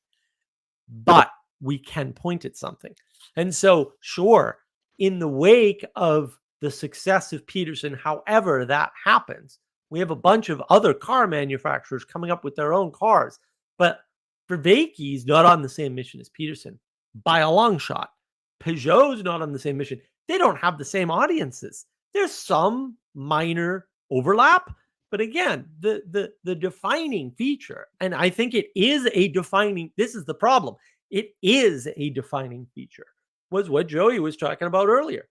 These people are rebels. They don't want any structure. They don't want any cooperation. They deny cooperation on a regular basis because they're afraid someone's going to be in charge or there's some structure that's going to impose upon them by judging them. And at the same time, they're desperate to be the prodigal son and to get father's automatic approval and be redeemed, which again is ridiculous. First, you have to acknowledge you did something wrong. Then you have to repent. Then you have to come home. Well, that's the tall order. They're not even at step one, much less step two and step three. And then step four, redemption is not guaranteed. And that terrifies people. And maybe it should. But you got to do the work too. And part of this is part of the other theme you see is people don't want to do the work. And maybe they're not competent, and fair enough, but they don't even want to try to do the work. And if they see somebody else doing the work, they feel judged. And fair enough, you should feel judged if somebody else is doing work and you're not. I agree. But if you're rebelling against that, if you're upset about that, if you're like, you're a mean person, or you're just trying to destroy things in the middle of building stuff, like there's something wrong at that point, right? There's something demonstrably wrong. And then at the same time, you want to say, well, this person building stuff is part of TLC. See, TLC can do things. And it's like, now you're just trying to take credit for something that you refuse to be involved in. Like, that's ridiculously inappropriate. That's just inappropriate, and that's not a good. I don't disagree with you. Well, but that's what's happening. Like, that's actively happening. We see that happening. I wanna go back to bodies, and I think, like, I don't know if I want to use the word person or soul or whatever, but those things have an inherent quality of identity, right? Like a human, right? they assume an identity because they have a body, right? And that body has a structure, and that structure as a body is in relationship to outside of the body, right? So in relationship to the external world, that identity of that body gets identified. But you're making a mistake when you extrapolate that to a group of people, right? Because that, like, if this little corner gets approached by Peterson or whatever, right? Then you could say, well, can it respond? Like, does it have the capacity to to be an actor in the world and take it the whole body with it in its action? Because Right. if it can't, it's not a body, at least in relationship to Peterson at that point, right? Like you can't say it's a valid body. And so yes, that identity gets assigned by the relationship with the external world, but there needs to be a cohesion of something that is relating to the external world that allows the assumption of an identity. Because if there's nothing to that binds that, like, it cannot hold an identity. Now you can say, well, like, there's things, and you're using the word healthy, right? But there's things that can Well, sustain pressure, right? Like, it can sustain external pressure and maintain an identity, but that's a right. completely different problem than having one. Well, but okay, fair. However, at what point are we defining how it's responding and interacting? Because every time Peterson puts out a new video, there's this huge trickling of behaviors that would not have happened had Yeah. he not put the video out, that are Right. distinct in the Right. nature of the commentary within a Yep. certain relational group. But they're not the same response, and some of them are in direct opposition to one another. And that's Yeah, the, like, same some people. inside of your body. No, no, no. See, and this is where my objection with opponent processing comes in. Why Yeah. are these people enamored with Vervaeke's ridiculous opponent processing idea? First of all, it's ridiculous. I'm sorry, it's just ridiculous. Our cells do not oppose one another. The fact that there are limited resources and we switch the allocation does not mean there's opposition. And just technically, biologically, the way Vervaeke describes it is just wrong. I'm sorry. It's just wrong. All right. So it's just wrong. There is a mechanism that decides, actually, where resources go. And sometimes that mechanism gets things wrong, and sometimes it goes haywire, whatever. I don't care. I have an immune system disease. I know way more about this than you'd think, way more than I wanted to ever. I Right? too have an immune system disease. I know. So sometimes the thing that reallocates your resources and does your signaling gets it wrong. And so you can say that, look, there's opponent processing going on when I have an immune system flare up. I agree. That's an error. That's a disease. It is an actual dis-ease, right? There is ease where there is no opponent going on within me, and there is a dis-ease when I am Right. one part of me is opposing the other part of me. This is not The a good health thing. versus unhealth. Yeah. Right. Right. This is not a good thing. And so when you have a group like that, in quote opponent processing, and Vervaeke has said publicly on at least one occasion, I prefer opponent processing to cooperative processing. Sorry, Mark. I go, well, I have a problem with that. Like, I think that doesn't have a good aspect to it at all. Like, you want to cooperate and you want to encourage others to cooperate. Part of the whole idea, even if it's a freaking illusion, and none of it is none of it has any aspect to it that is useful. Christianity unifies. Like, that's and it's not the only thing that unifies by far, but the fact of the unity is important. The removal of opposition is actually the goal. So this opponent processing thing is automatically anti-Christian. Automatically. Well, and I definitely prefer the term cooperative processing. I think that gets much closer to what is taking place. However, within cooperative processing, you do have opponents. You do have energies that are directed against each other. No, it's not smooth. And it needs that lack of smoothness because you need contrast to see. But opposition is a whole different thing. Like, again, Well, you like can your move legs. resources around, and maybe you should. Maybe some days you should pay more attention to Jacob than you pay to Paul Vanderklay. Maybe some days you pay more attention to Jonathan Peugeot than you pay to Peterson. Like, sure, but that's not opposition. Even though No, there's a I'm still conflict, not going with all the body conflict is metaphor. opposition. Right. Well, wait. No, but let me Now phrase that it this feels way, right? weird. So what do you do when a snake bites your hand and it gets poisoned? You cut it off. Or suck it out. Well, but like you cut it off. Or tie your arm and The go and look for anti-venom or callus of the hand, right, is now Corrupt. killing you. It's more than corrupt, right? It's terminal. right. And so you have to remove the body part that is terminal. And like that's what your body does. Like if there's something in opposition, like a cancer, right, to your body removes it. And like when your body is incapable of removing the parts of the body that oppose the body, right? And like this also true for the mind, right? Like if you cannot unify your mind, you will die. Like that's all this death talk in the Bible is there's the Satan is disunity. taking over. Like there's a principality of anti-unity that is disrupting your health. And so like the whole Christian message is everything needs to be under one name. And it needs to worship that name. And in the worship of that name, they will find the unity that will produce health. And so like health is a consequence, is it like a second order effect of the unity. Yeah, I don't disagree with anything you're saying. I'm Okay. confused as to why.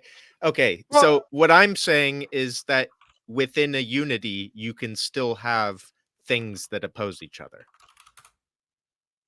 No. You can have things that are in conflict with one another to some extent, but there's a difference between that and opposition, right? So Well, there's a that's why I was difference. using like synthetic. Right, but look, there's a difference between me effectively yelling and screaming occasionally at Sally Joe that no, that's not correct. When you're drawing this, and I know nothing about drawing, we all know that.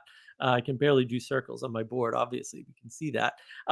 You're drawing this wrong, right? From no, we don't want to see your work. We don't want to work with you. We don't want to help you. That's opposition. What I'm doing is not opposing her. I'm putting her in tension with my ideas, which are usually wrong when it comes to Sally, unfortunately for me. And that's what's creating the art. It's the tension, not opposition. It's not opposition that's creating that. It's not opposition that allows you to stand. It's tension. And tension Right. is a different thing. That's why we have a different word. And yes, I think there's tension in the Peterson sphere for sure, right? And again, the Vervaeke people do not want to hang out with the symbolic world people or with the Vanderclown people. They don't want that. And that's fine. Like, I don't care. I don't want to hang out with them either because we're not hanging out with them anymore. Because they allowed a bunch of snakes to come in and dictate the way that the community went. And then we got put in a situation where we had to leave, right? Which is fine by me. Life is better. But that it was not tension. That was opposition, right? It didn't make us better. It was done, very unexpectedly. That was opposition. And that's the problem. And so I think it's also important to realize that now we're going back to ontologies and layers, right? So opposition within a greater whole is better termed tension. No, like I don't even know. I want to do an ontology move, right? So when we're saying, right, like a person isn't evil, they're possessed by evil, right? Now, the willful participation in that possession is evil, right? But we're making a distinction between the personhood and the quality of personhood and the being that they're participating in. Right. In other words, the relationship to the evil, right? So evil can come down upon you, and if you fight it, you are not evil. If you embrace it, you are. What changed? The relationship.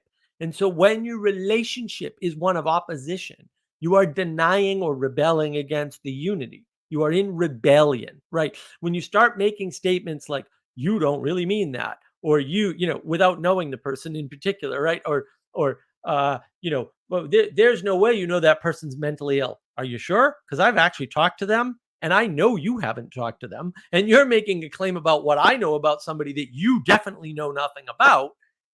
These are the sorts of, that's opposition for the sake of opposition.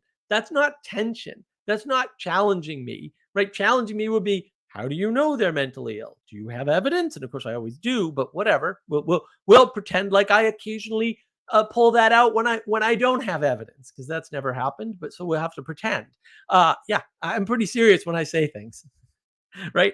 But to automatically assume when anybody says something they're wrong because you don't like it, and there's a lot of people doing that. A lot. There's a lot of snakes, not 3 or 4, right? That's a problem. That's where there is no unity, and those people are deliberately trying to make sure there's no unity. Deliberately, knowingly in some cases, unconsciously maybe in others, right? Like maybe people don't realize they're threatening people on camera while holding a knife or something. Because that happens. Might have happened recently. Let me go grab my knife. You have a real knife. Right, he's got a good knife. Right, but it's clear what has happened. Like, clearly you're not a pacifist at that point. Like, clearly you're not seeing yourself clearly, for example, right? And so clearly you're in opposition. You are denying the unity on purpose. Tension would be, explain to me what you mean. I don't like your framing. Your word usage is bad. Those are all fair ways to be in tension with somebody. So yeah, I think that if you're in the unity, there's no opposition. And I think I know what tension is. I think tension is a body part being unclear of its position in the body, right? So now there's a level of doubt of the participation in a telos, and then you have tension, right? But like there's also something where the telos is shared, right? Like, for example, like what a government should do is like, okay, like we need to feed the homeless and we need to build this road. And it's like, well, yeah, obviously one part of the government is going to say, I need money here, and the other part is saying there, but they don't have to be in opposition. Like they can be in opposition, and that's actually what's happening now. Like that, there's actual opposition, but they don't have to, and they can still do exactly the same thing. Like, well, then how's it resolved? How's it resolved and resolvable? Opposition's only resolvable in war, guys. I hate to break it to you. Opposition is technically only resolvable with war.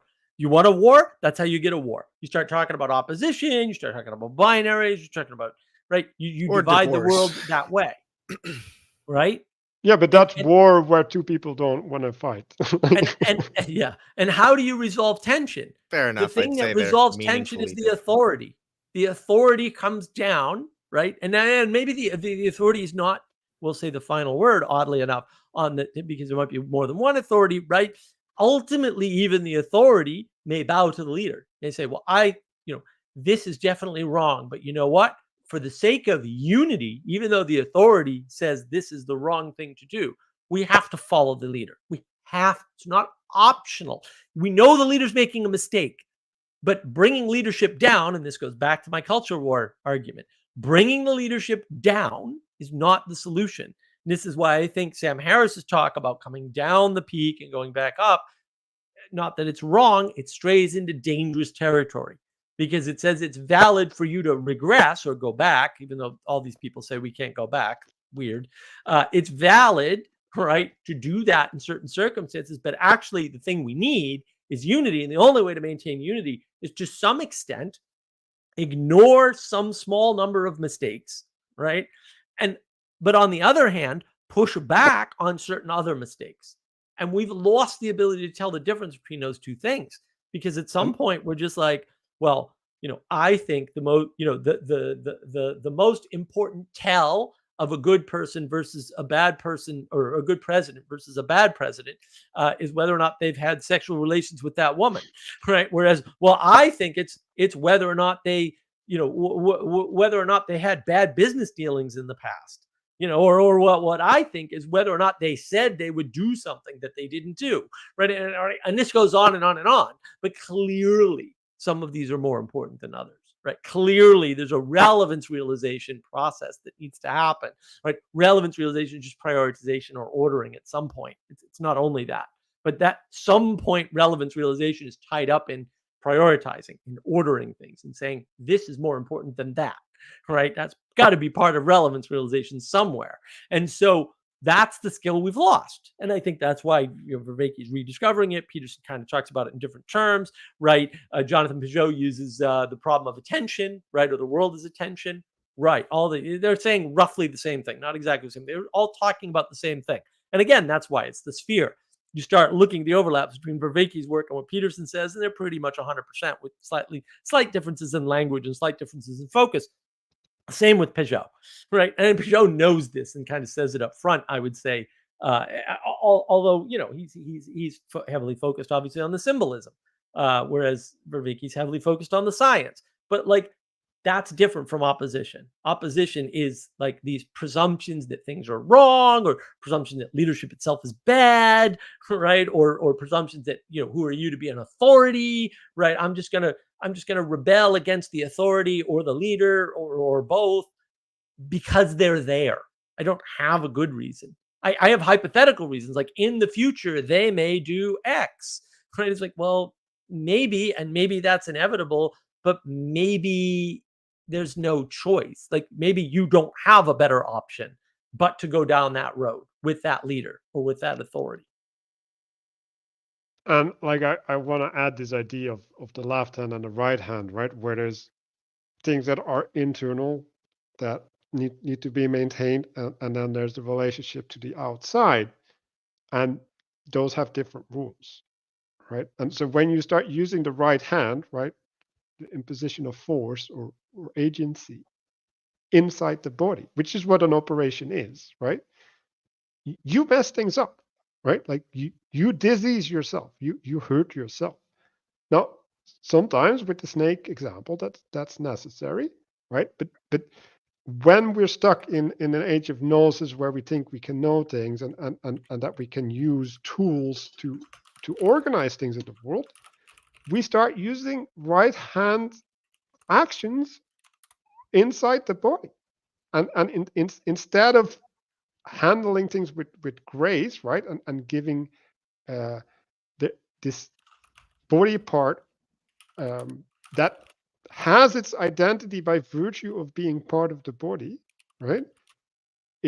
It's the opportunity to recalibrate within the body, and well, like move out of its tension and become peaceful again, right? Like of one piece. If you remove that process, right, or you impose that process, it's like, yeah, I'm going to make you do that by law, right? Now we're getting into problems, and like that's what everybody's doing, right? Like that's what naming people is. Like I'm going to assign you or myself this identity because now I'm going to pick this place in the body that I haven't earned, right? Like I didn't grow into it. I don't have the intimate connections that tissue needs to its environment, and I'm going to role play literally that role. Right. And that's what everybody's doing. And I think that time is the great confusion here. People see things come into existence and they think they can last. And not all things that come into existence can last. They see that, well, I can just identify as a woman or non-binary or whatever. And they see it kind of works, and people will kind of go along with it for a little while. But then they want more, of course, because we all do, right? And then as that tries to expand out, it hits the limits. And the next thing you know, you've got a fight over over how to label bathrooms, right? Which turns into a real effect in the world, because suddenly in North Carolina they have to spend, literally tens or hundreds of millions of dollars, because every business has to make a change, all to settle some person's fantasy. And that's a big that's a big problem, right? Is that why are we running into this issue? We don't need to. We could just not do that, right? The problem doesn't have to exist in some sense. And that's for me, that's part of what's wrapped up in this, is that you can't just name things and expect other people to go along. And the fact that anybody won't go along, even one person, is already a problem. Like, if people don't like it, then maybe they don't have a home. Maybe they don't have a group. Maybe they've stick themselves in domicile over and over again, and they want to be the prodigal son. They want daddy's approval or whatever, but it's not going to be there. And that's more the danger for me, is like, yeah. And we three know personally, snakes that are definitely making sure that unity breaks apart. Anytime it looks like it's going to unify, people show up to make sure it ain't going to unify. And maybe they do that under the guise of helping or whatever, but and that's not one or two people. It's more than that. And I know it's hard to believe, but that is the problem. Yeah, well, and I would say that it's a universal problem. It's not universal. Maybe universal. Perennial. That's the word I was looking for. It's a perennial pattern for sure, that we get into when we're in rebellion. But the alternative is just to suck it up, sacrifice, realize that the head's not always going to agree with you, and you might even be right, but it doesn't matter, because the head is leading more than just you. And that's the thing, right? Like, okay, I think Bashir mentioned this about Peter, and him being the only person being called Satan by Jesus, Right. and it's like, okay, so he's calling his second, right, or his descendant Satan, and it's like, well, what was Satan towards God? Like, Satan was God's second, Right. and there's something really, really powerful there, right? So that, or Aaron and Moses, right? Like Aaron was Moses' second. Like, Right. Aaron was the voice of Moses, literally. And when the voice disconnected from the head, and then strange stuff starts happening. So Right. when Peter gets disconnected from Jesus, like, he sinks. And so we so if we're talking about bodies, right, and about heads, like, that's the nature of the head, right? So you can say, well, the body is following a telos, right? Like it's upheld by a telos, and then the head has to worship that telos, because if it stops worshiping and it starts looking down, it starts becoming self-referential. Like, it starts naming Right. itself instead of receiving its name. Right. And like this is like, I started seeing it as like, holy cow. Like, And I think that points to what I would say is the larger issue. We have been told that we have capabilities that we do not have. We have been told that we are smarter than we are. We've been told that anybody can be a leader. That's the biggest bunch of BS ever foisted on a society. We've been told that authorities aren't authorities when in fact they are, and that you can be an authority because we've got the internet. Because the age of gnosis, propositional knowledge makes you an authority. So the guy with the most Wikipedia pages in his head is an authority or something, right? Like, and that's false. It's a lie, right? It denies the hierarchy. It's more equality doctrine BS, where this is very much equality doctrine stuff. It's very much, oh, well, yours equal to a PhD. and look, I know a lot of PhDs and a lot of them are dumbasses and shouldn't have been able to get a PhD. Like I can just point out why, but also I still got to listen to them. Like, like even though I know they're wrong, and you just don't have a choice about that. And it's really that's what people want, a choice about things that they don't actually have a choice about. And that when they try to assert their choice, they actually contribute to the destruction of the world. They contribute to the flood and they contribute to the chaos. And I think that's actually what this is about. And because the world is a self-similar fractal, that idea of self-naming, of referential naming, of a naming that immediately splits itself, whether it's religion, it's not a religion, or a corner of corners, that's a tell. No, this is a corruption. It's bad and wrong. It's a tell immediately. It doesn't take any time to know, oh, no, this can't be good.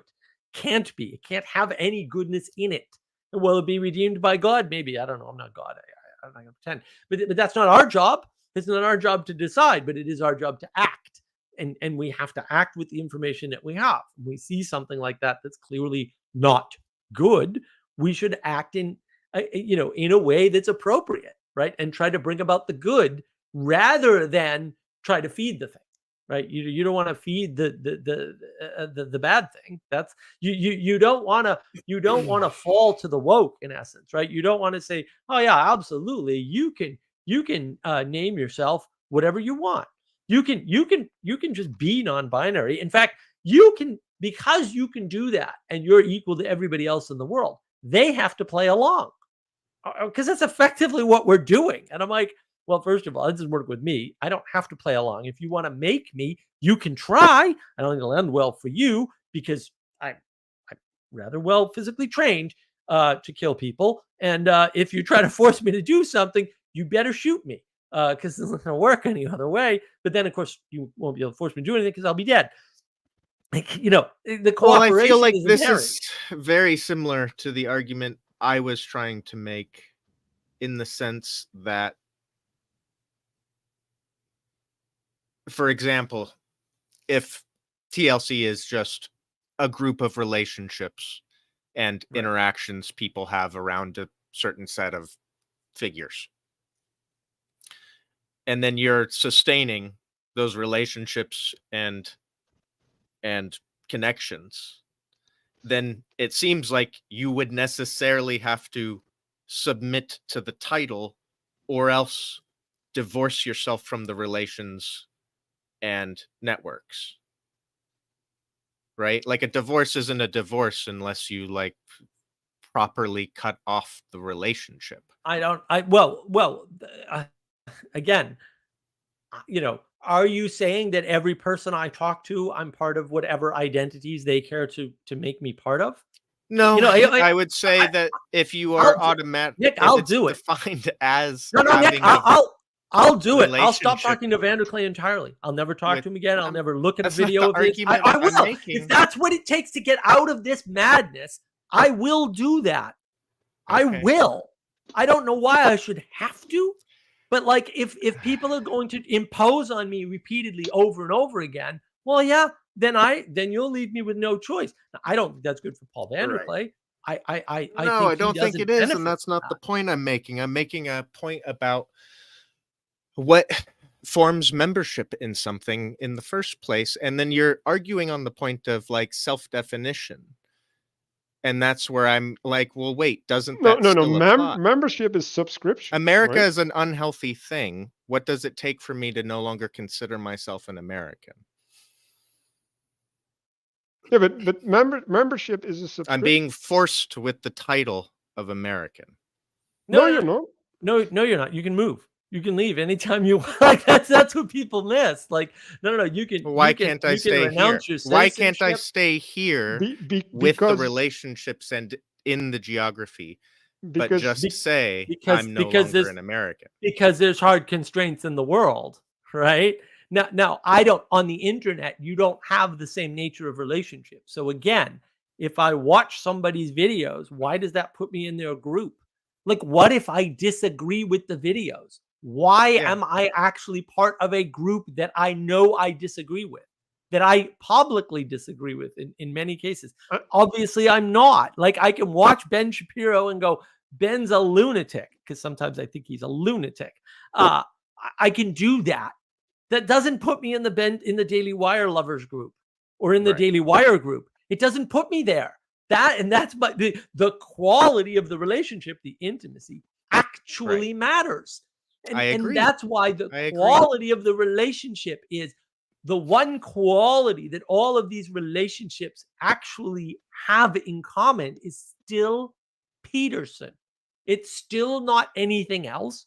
It's So- not closed-ended, so it can't be a corner, and it doesn't splinter, right? Because Peterson's sphere, I argue, is ever expanding. It has an open-ended telos, actually, and TLC cannot have that property Again, ever.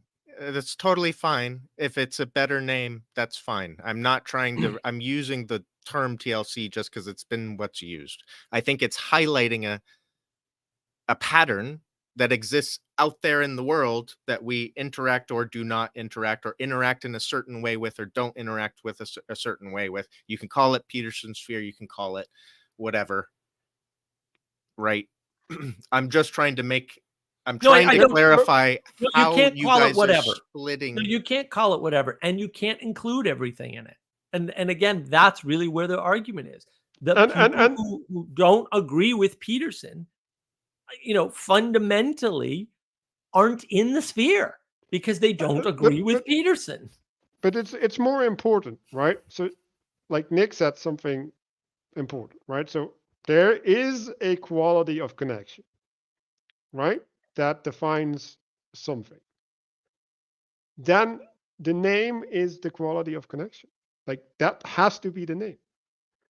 And if you cannot find the essence of that name, then that quality of connection isn't real because it's not identifiable. So yes, I'm completely with you that there is something like that, right? So, for example, seeker, right? Like, seeker would be a quality of connection that is shared by a lot of people who want to be identified in a TLC. But that's not TLC, that's seeker, right? Like, that identity already exists. It is shared outside of whatever sphere or whatever. Like, that's, well, not a universal, but like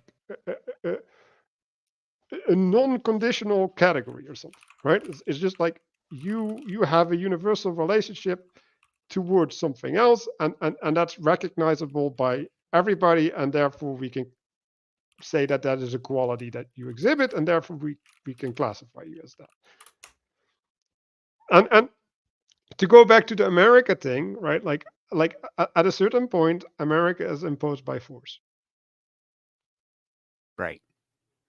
So, like, the reason that you have that identity is because slavery. Like, right. Well, and ethos plays a part here. And again, like, and this has been asked many times, what's the ethos? And if you can't name one, maybe if you can't describe one, rather, maybe your name's invalid, right? Because that would still always be my argument. It would always be my argument.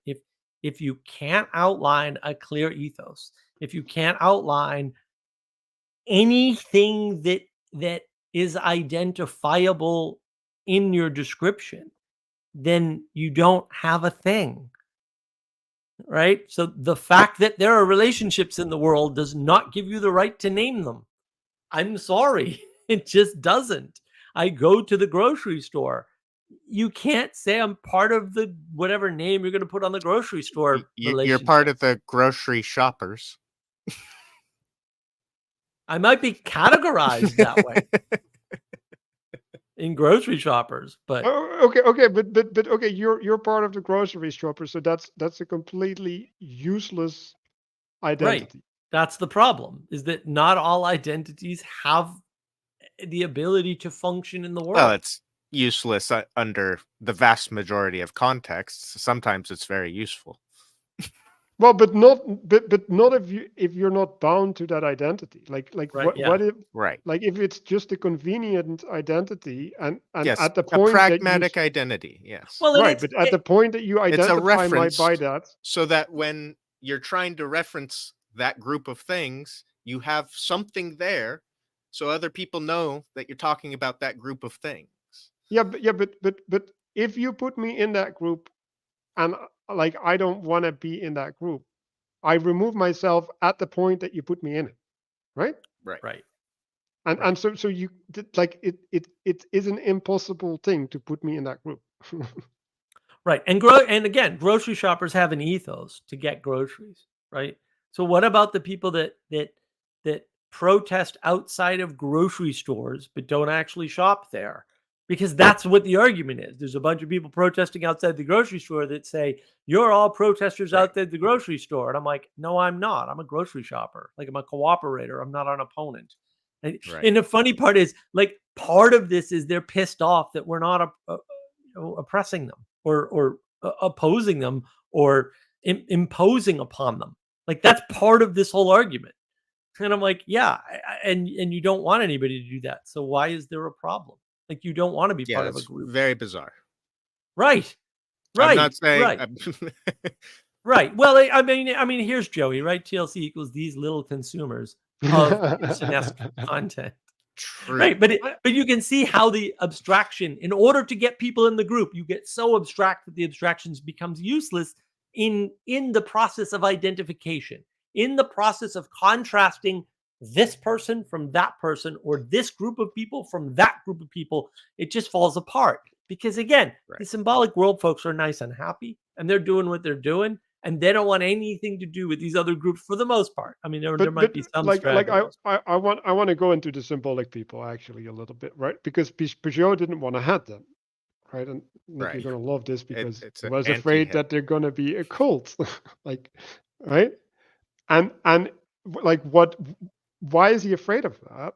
Well, he's afraid because he doesn't believe, literally, he doesn't believe that he can be the head, Right. right? And so that that means that there's something wrong there, right? Either he's not like contained in something higher, right, that allows him to be To a play head the or a role of a shepherd. head. Right. Yeah. Yeah, Well, I mean, this is the critique, right? This is the critique I have for Pastor Paul and for Peterson and for Vervaeke and for Peugeot is they don't want to take responsibility for leadership as such. And look, that's a valid thing. Like being responsible as a leader, being a leader is a huge sacrifice, unbelievably huge sacrifice, as anybody who's actually done any leadership knows, right? Like it's an unbelievably huge sacrifice. You can't Yeah. trust people anymore. Even people you used to trust, you can't trust them anymore in the same way. Your Yeah. relationships to everybody around you that has anything to do with that automatically changes. Like there are some major, major sacrifices there. And that's really what we're getting at is that no, you guys are making the problem worse by not stepping up. And everybody says there's a crisis of leadership, but they also don't want leaders at the same time. And I'm like, well, if there's a crisis of Yeah. leadership and you don't want leaders, you're in heaven. Like I don't understand why you're complaining about that at that point because Yeah. Well, that's you're not usually there. because what they mean by there's a crisis of leadership is I should be the leader. Well, yeah, Of that's my usually what they mean, right? of Well, first answer Luke's of first myself question, with then I no want to address the second responsibility one. for others, which definitely doesn't cause the problem or the crisis of leadership. Well, look, Luke's asking why you haven't been around the various areas, whatever the hell that even means. I haven't been interacting with you in years. So answer that, and then I'll True. answer his question to me. Well, I've been very busy the last 6 months, but I'm always happy to have a conversation. Honestly, Mark and Manuel, one, we had a very long, regular interaction, and they keep up with me in the Discord. So when I do have free time, it's like, oh, I'll go talk to those guys. That's Thank you. really it. It's really valuable. When I want and to hold on, Manuel. Let me get to Luke's other thing. Can you elaborate your understanding of leadership, dude? I've done this like a million times. This isn't hard. PVK says he's not a leader. He says that. You keep saying he is. He doesn't want that title. Okay. I think Jacob's comment on this was freaking clear, and he's actually correct. I agree with him with his assessment. If you try to make somebody into something they do not want, you are trying to subjugate them to your will. Please do not do that. The fact that some people are leading by example is ridiculous, right? It's ridiculous. Everybody is always doing things in the world. They're always available for exemplification. The question is, do you call attention to that? Are you on YouTube, in the town square? Do you run like an organization, a church, a men's group, right? Like those things start to stray into deliberate, intentional doing of something. Now, if at the same time you're not taking responsibility for the thing you're doing, then you're not a leader, like, or at least you're not a good leader. Yeah, you can't on the one hand say people are following me, but I'm not a leader explicitly, which was done on Twitter recently, within the past week. That's ridiculous. Wait, but people are following me, but I'm not a leader. Isn't that the people forcing the leadership role onto the person that doesn't want to be a leader? It depends on the circumstances. If the person has a YouTube channel and they're talking on the YouTube channel and interacting with their audience, and it has to be both of those things, I think. Like if you're just pretending to be a transmission device and your face isn't on YouTube, right? And you're not trying to like build a brand for yourself and stuff. And fair enough, some people, and there are lots of people like that on YouTube, by the way, and in newspapers and other places, right? Then yeah, your culpability certainly goes down because you're just kind of transmitting. When you're interacting with people and when you're encouraging people, and this is Jacob's argument, not mine, but I agree with him 100%. When you're saying, hey, if you emerge something, I'll support you, and then you don't, like that's a deeply irresponsible thing to do, whether you want to classify it as a lie or not. It is, by the way, but whatever, I don't care. It's still irresponsible and wrong. Like, do not do that, please, ever. Anytime you do that, you are wrong. And you need to repent, by the way, for doing that. You do not say to people, oh, I'm going to help you out, and then not help them out. Like, that's just a crappy thing to do to anybody under any circumstance. And so, sure, if you find somebody in the woods and you grab them and say, you're now the village leader. Well, yeah, that's your ridiculousness. But if there's somebody up on the pulpit, for example, or like on a pole in the middle of town screaming at you, and then everybody goes, you're definitely our leader. That's on the guy on the pole, man. That ain't on the people down below. There's no way. There's no way. And it's hard to discern because there are these conditions, but also it's not hard to discern because there are these conditions. And I think we also have to distinguish the leading by example, because like, what are you doing when you're leading by example? You're embodying a spirit, right? And so at that point, where does the glory go to? Does it go to you or the spirit that inspires others? And it's not you, I can tell you that. Like the glory goes to that spirit. And taking ownership or credit for what that spirit does is dishonest. Right. Oh, there's so many inverted arguments in this.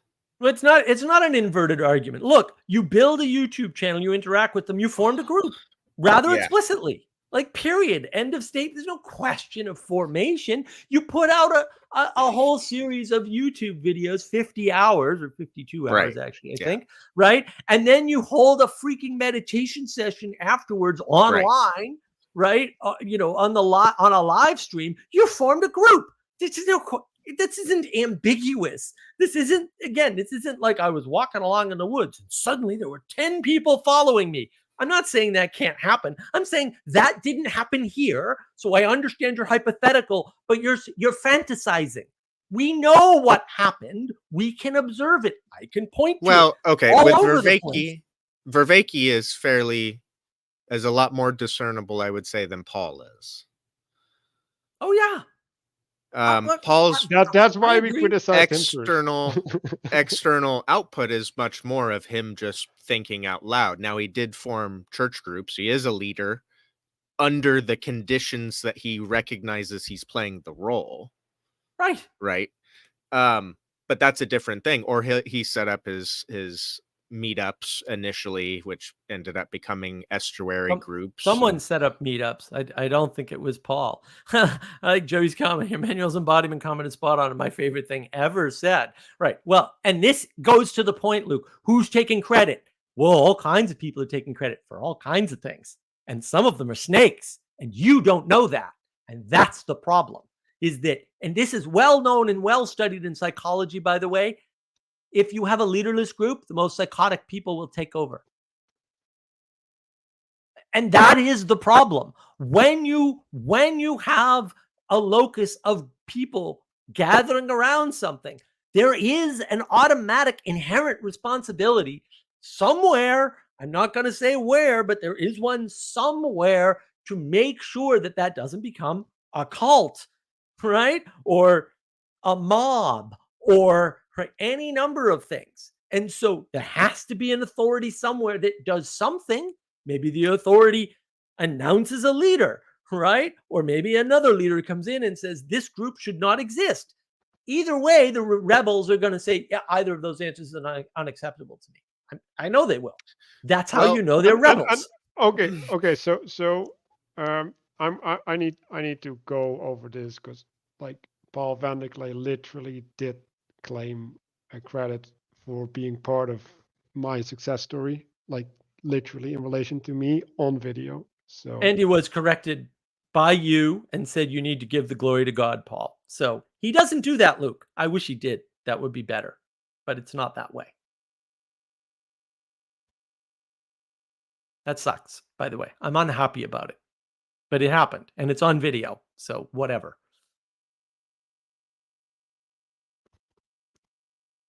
I can't see the comments. Can't see the comments. Is this a YouTube? It's on stream? it's on the comments in the they're on the right. Oh, bar. I have it on the private chat tab. That helps. Oh, well, we're not typing there. Jeez, Nick. You missed all the good comments. Oh, I haven't seen any of this. Holy crap. Oh no! Well, Joey's been. Where's Joey? I saw the ones you guys were Luke. highlighting at the bottom. Joey's not a rebel. He's on the Navigating Patterns channel where everybody belongs. This is how you know rebels, man. You can tell them right away.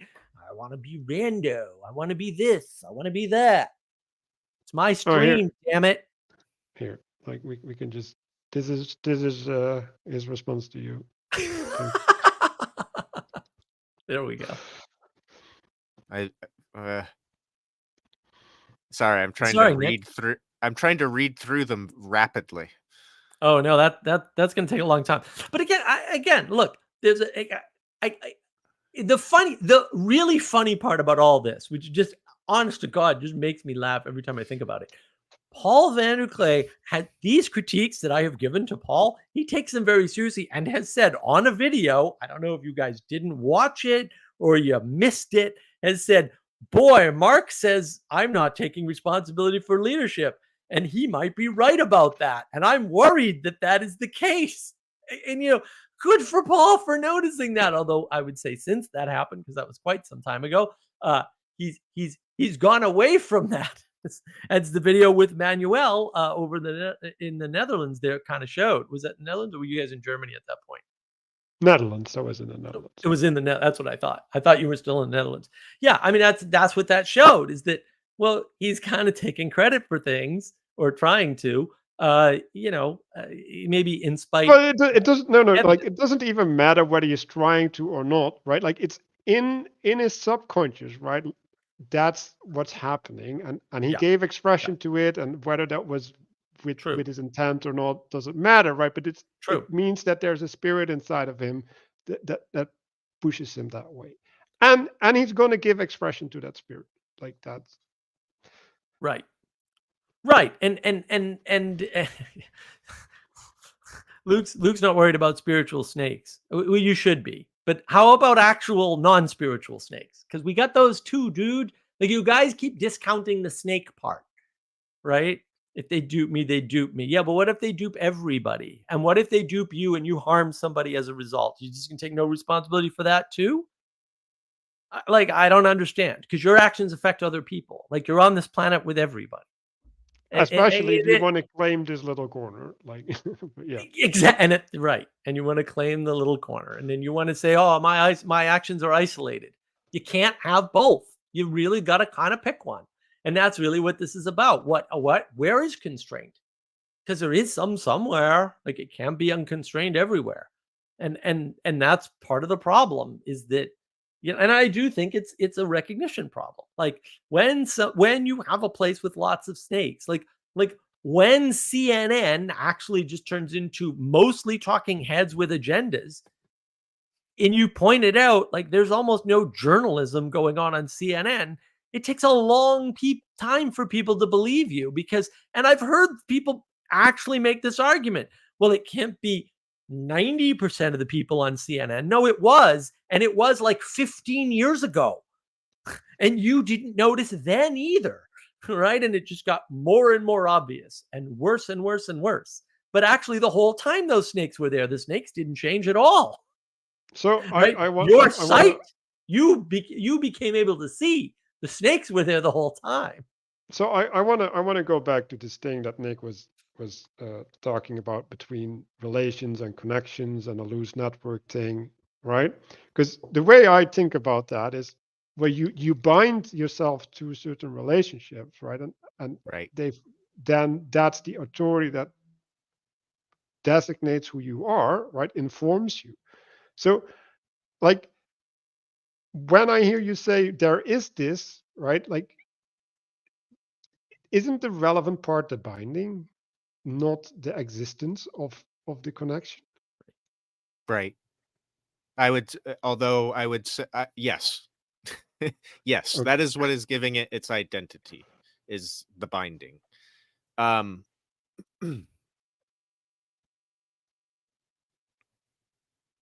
As far as, I think that's why I think that's what I was also trying to make the argument of like, if it's defined as the binding given through these relationships, then you submit to the binding. Yeah, or but you the break the relationships relation. don't give binding. Like, your Right. will does that. Your will gives the binding. Not that's why, again, you can be in opposition to the Daily Wire and still watch the Daily Wire. Are you a Daily Wire guy? Like, I don't. But now you're making okay, fair enough. So the will, right? You have The some will type has of to play a role relation that somewhere. has a quality, right? And your will is in many ways defining the quality of that relationship And the existence, right? Right. Or the participation or the continued participation in it, unless you're possessed. sometimes, right? You're Right. possessed or otherwise forced into the identity. Yeah. Right. And then people but is like that nice, your clear identity at answers. that point? Like, Well, because but I think people like. Christianity says it's not your identity at that point, literally. Right. Like, And that's the problem, is that people like nice, clean answers, we don't have them. And I want to take Joey seriously here. High openness people have repeatedly caused me some level of personal harm via their negligence and lack of discernment. It needs to be a balance. Exactly. True. And it's the balance. It's the work. It's the work that everybody's rebelling on. I don't want to do that work. That's hard. I agree that it's hard. Nicole, so does TLC revolve around PVK? That's a good question. Because if we believe it does, I can understand why you believe he should be responsible.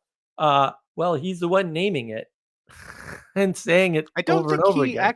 he definitely boosted it. I don't think well, a He lot came of up with the people name. said it on accident, including myself. he adopted it, but like the most disgusting part that I experienced was Vervaeke welcoming people into this little corner. Like, that was Right. Oh my God! Welcome to couldn't this believe little it. corner, he was saying. And it's like, what? What gives you the authority to welcome people into the thing? And I mean, he's, it's slavery. Again, it's slavery. Like, oh, you're part of When was that? TLC now. Or in what videos?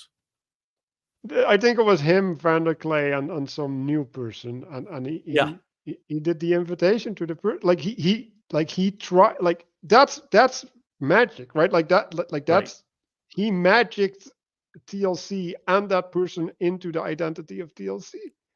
Huh. Right. Explicitly on a video. Well, yeah, the two of us were just like, what the hell did we even did that happen? Like, we know John. Did John do that? John wouldn't do that. But he did. It was like, Well, I think wow. what makes it so easy for that conception is that it is in some sense a geographical metaphor. It's like, welcome to this. It's like you know, you meet at a coffee shop and you go, welcome to the coffee shop. That's the underlying But meaning no, of because the grouping. no, but because first of all, It's not geographical. Now we're back at the grocery store thing. Okay. no, but no, there's a distinction, right? So because the coffee shop is owned by someone, right? So Right. he can extend the authority to welcome someone in the coffee shop, but also being welcome in the coffee shop doesn't grant you privileges or a title. No. Right? Being part of this little corner is the bestowing of a title. Right. How? Like if like oh, welcome, now you're part of this little corner of the internet too. Yeah. Right? It's like let me welcome you remember. into this identity. Right. And Right. now you It's you not can go out into the temporally. world. It's not and temporally locked like the coffee shop is. well, it's not, no, but the coffee shop is not, it's different, right? You're welcome, right? So you're subjected under the coffee I know, shop. but But when you're part of this little corner, there's no authority that you're subject to. Yeah. You're walking down the street past a coffee shop and somebody grabs you and puts you in there. It's like, wait a minute. Right. It puts a That's suit on subjugation. you and like like now you have a uniform, like Right. And maybe they're like, oh, now Okay, you need but to serve that's- coffee. yeah, Or that's drink why coffee, worse. That's why I'm saying the title, the words, this little corner has a strong geographical metaphor quality to it. We don't have to use coffee shop. We could say welcome to this parking lot or welcome to, you know, I think that's why people feel so comfortable using it. Is it when they say it, they're at least using the title in such a way that they imagine it as not carrying, here's your apron, you know, the milk's in the fridge, make sure you smile and say thank you every time someone comes through the door, right? well, Now some of that stuff might actually be there, and now you really have a problem because you're sneaking in a geographical metaphor yeah, that's with conscription, right? a role that you are enforcing upon the person. That's fair. That's a totally fair criticism. Yeah, and that's what conscription is, right? But you just imagine right. that I conquer your city and then conscript you, right? Right. And there's lots of forms of conscription. And literally all we're saying is there is a difference between these things. You can discern them from one another. You can discern a bad name from a good name. You can discern TLC from Peterson sphere. I think they are not of the same quality. They do not have the same functionalities, right? One is easy to understand and totally works. And people can easily go, yes. The other one, I can't go yes to because there are no bounds. It's too ambiguous, and snakes can make use of it to hijack it in one direction or another. Well, of course, people could with Peterson's sphere as well. They can use you and your words to justify their snake behavior. Again, it's like someone tries to bomb a federal building. I don't want the FBI talking to me because they claim to be part of the same group. I don't want that. And like I think more importantly, we go back to the point of health, Nick, right? And like this is, and we go away from the group problem. It's like, okay, we're having a problem with discernment, right? So I want to be, and to go back to Peterson, right? Like speak the truth, or at least don't lie, right? Like I want to use words that allow me to be in right relationship with reality. Now, let's say DLC has some right relationship, right? The thing that you're claiming with Right. reality. If I'm using it, it might have right relationship because I'm just who I am. Right. You're like next to God and you can do that, right? But but the problem is, and this you pointed at this, right? Like it's not a It's too stable. ambiguous and is thus way too easy to Yeah, hijack. and And so now you even have the mimetic. It's not even drift anymore. It's actual mimetic control by bad actors that are able to. no, but no, don't think about the bad actors. It's like you said that the identity isn't stable, Right. right? So you using it as a reference for yourself is unhealthy because you're using an unstable reference. I'm And using a reference of where I'm at the moment, which is necessarily going to have a quality of unstableness to it. Unless it's in relation to something that is stable. And that's the point with the Peterson sphere, is that there is something that is stable. It's not that it's completely stable or completely consistent and reliable, right? Because I'm not a sciencey person Right. in that way, right? But it does have a level of identifiable stability to Stability. it. And it is more like, it's like, look, you put an audience out there for people to hijack. That is irresponsible. Right. And then you tell the snakes, go ahead and hijack them. I don't care because I'm not going to lead them. I'm not going to take responsibility for the people that I've gathered. That to me is dangerous. I mean, this is what you know this. This is our It is deep critique of well, Vervaeke's work. cults are happy to take control from the top down. Right. However, well, yeah, and they're usually not this type of case. Sometimes they are. All the ones I've encountered are actually like autodidact controlling of an entire culture that they then ask you to be part of or not. So much more formal in the sense of like it has a clear structure and down chain of command.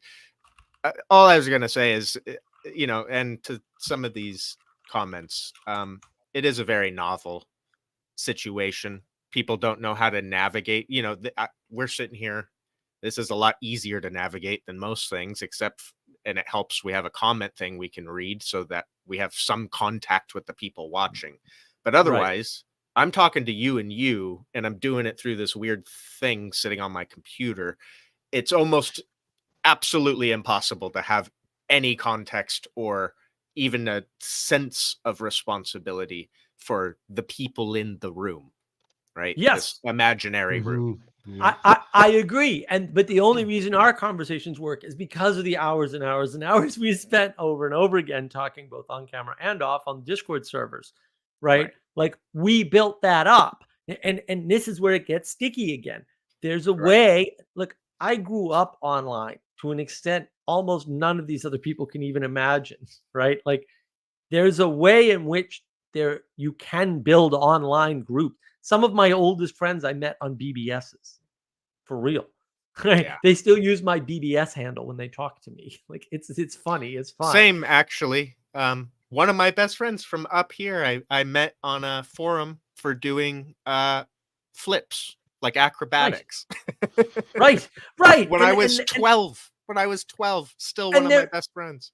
And so there's a way in which relationships, even ones that never result in people getting together physically, can form. And that's very unique and novel in the world for the most part. I mean, there's pen pals, there's a couple of other things, but this with the video in particular is very novel. And we're still working that through. And we won't know for 20, 30, 50 years what that was, right? Because we'll have to understand it in hindsight. A lot of things you cannot understand except in hindsight. It's that squishing of time problem. And so that's really the issue, is that there is a thing here, and how should we be responsible for it? How should we relate to it? Is it okay to shut down rebel wisdom? I don't know. Right. So I want to highlight this speed aspect, right? So like I think a lot of stuff around conspiracy theories and what, like people see things and they see movements and patterns and they assign identities to that, Yeah. right? And the problem with that is that The internet is borderline schizophrenic. Yeah. yeah, but the problem with that is that like some of those identities can hold, right? Like they can Yeah. manifest things, right? And so like this is what I said, right? Like I'm TLC 3 years ago, right, is different than TLC now because Fair. I believe there was an impetus, right? That there was a spirit that could have been given a body. I don't Right. think that's true anymore. That's why I disassociated. Right. And Yeah, and so same. and this goes to belief, right? So like someone with Mm. authority has to claim an emanation, right? And then people have to bind themselves to it, right? And even if the emanation is false, right? The formation of the body, because the body has to be divinely informed, has a self-corrective course, right? Like that body is self-healing by binding its internal structure, right? Like I make these examples about things in my head, like some ideas. If you have to start them with faith, you bootstrap them with faith, right? And you build a castle on a cloud in your head. And at a certain point, there's an internal integrity of these ideas that they're solid, right? Like they create their own grounding because of Right. the integrity. And so Well, that and this I also would also say is how solipsism happens. Yes. and so regularly. Right. right. Right. Yeah. And Fair who point. are Yeah. the villains according to Socrates in the Republic? It's the lowest form of life. It's the sophists. Oh, okay. It's the sophists, right? Wow. There's Oh the true man, philosophers, and then there's Yeah. those reprehensible sophists. sophists. I mean, Right. they're so reprehensible in the Republic. It's almost like we won't mention them as much as possible. We will avoid mentioning them. they're the I'm also stain on getting a kind philosophy. of is it Odysseus's boat problem? Theseus's ship. Theseus's ship. Thank you. Hmm. Which is, But that's the spirit. even so say that bridges a meaning. We'll close it in a little from the larger TLC moniker. Right, for the Mark had the beautiful metaphor earlier of the pillars. I can't remember what it's called when it's a pillar meant to hold up a bridge. Casing. Caisson, yeah. Okay. Um and right, you one gets removed or disappears or whatever the case is, someone else steps in to try and hold up the bridge. This pattern repeats over and over again. At what point is this no longer the same bridge, and is it even appropriate to still call it the same thing? Well, Right, but so that that's where we get it. Now we're getting into that really confusing territory between what makes a thing a thing. Like, is Right. it the pattern of it, or is it the instantiation of it? And then the more mundane, how do you know what thing it is as opposed to another thing? Which yeah, Right. but now it's but just messy. yeah, but the problem with Theseus ship is like you can identify things by their body, Right. or you can identify them by The what the pattern, body participates in. No, it's right? not. It's not. No, it's not the pattern. It's not the pattern. It's actually the representation, what it represents. Okay. So, the thesis ship example, I think everybody just gets it confused. It's really just the question of perspective, right? And it's the question of idolatry because those are linked, right? If you believe the purpose of Theseus's ship is to accurately and precisely represent the boat that Theseus used, then it's not the same. This isn't that hard. Then it's not the same ship, right? If you understand that the purpose of the ship and having it where it's at is to celebrate the journey, in some cases, irrespective of outcome. That's why we have monuments to failed battles. then the physicality and the authenticity of the physicality aren't relevant anymore. And that's the problem of perspective, which is the problem of relevance realization. So relevance realization is to some extent, although not exclusively, the problem of the postmoderns took away our frames, and we need them back because we can't have meaning or definitions, for that matter, without them. So and then you have another a secondary problem, which is if Theseus's ship was, post adventure, still exists there and has its parts replaced to iconically symbolize the journey, what happens as the people celebrating that journey or that adventure form a different concept of what an adventure is? Now, is it still Theseus's ship? No, but like this is interesting because this happened to the Bible. Right. I know. That's why I'm bringing it up. It really does happen a lot more often. But that's my example with the eating, right, of the same food and having a different experience that are sometimes opposed, right? And when you get something as big as the Bible, as complex as the Bible, the amount of distinct perspectives that you can hold upon the whole thing is just insane, right? Like, right. And so that's why the Holy Spirit is so important. Like, and revelation, but also like the Bible isn't important, right? Like the Bible is important in as much as it reveals God, right? Like that, like it's a method to the finger pointing to the moon is not the moon type of situation, right? I agree. And it doesn't matter like whether you grab the tail or the trunk of the elephant. Like it's not relevant. It's like, okay, so long as you can write it into a new field. And to go with the open and the tellers, right? Like I think there's a relationship with the closed and the open and the tellers, right? Because you need the closed tellers in order to act.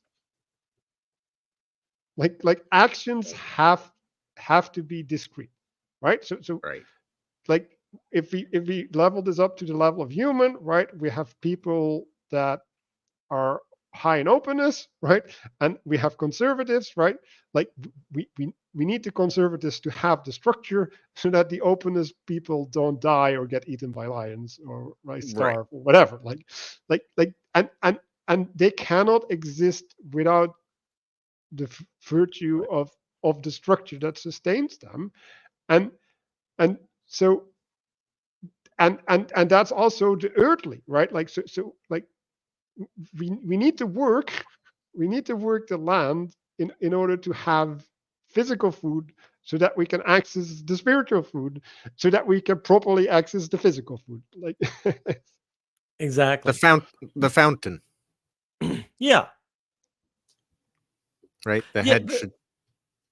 But also, how do you know it's a fountain? Like, what makes a fountain? Because it points up. Yeah, the directionality. Right. The fact that it's not. Otherwise, you'd eat your own poop and think you were a fountain. Exactly. Yeah, it's not mere direction; it's orientation.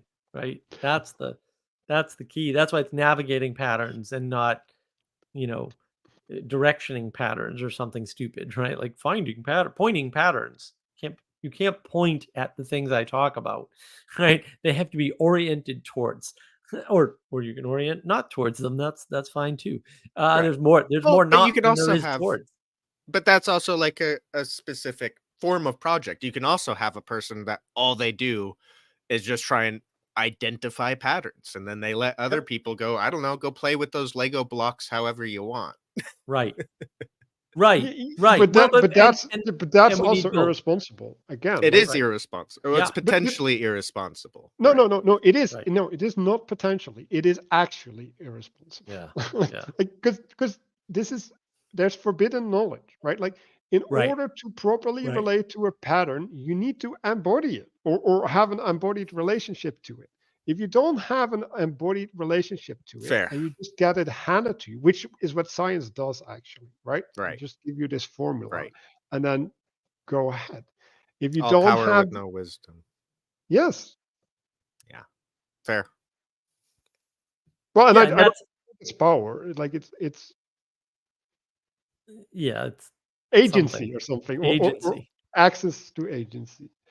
Well, and that's really what the what all the battles are about. Like, I don't want to limit this in scope because we don't have to. That's a Right. microcosm, as it were, or part of the self-similar fractal nature of what's happening. Like, how do we identify? I mean, this is the argument over Ukraine. Is Ukraine a country? I'm still not as the boundaries are now. And maybe what Russia's doing is trying to restore Ukraine to countryhood and say these two parts. I've already taken the third part that I wanted, all right, that weren't part of Ukraine. These Crimea. parts don't belong to these other parts, and the proper boundaries must be maintained and drawn. That's an argument. Like, is that the argument he's making? I don't know, but that's Or his sort of intent, his teleology.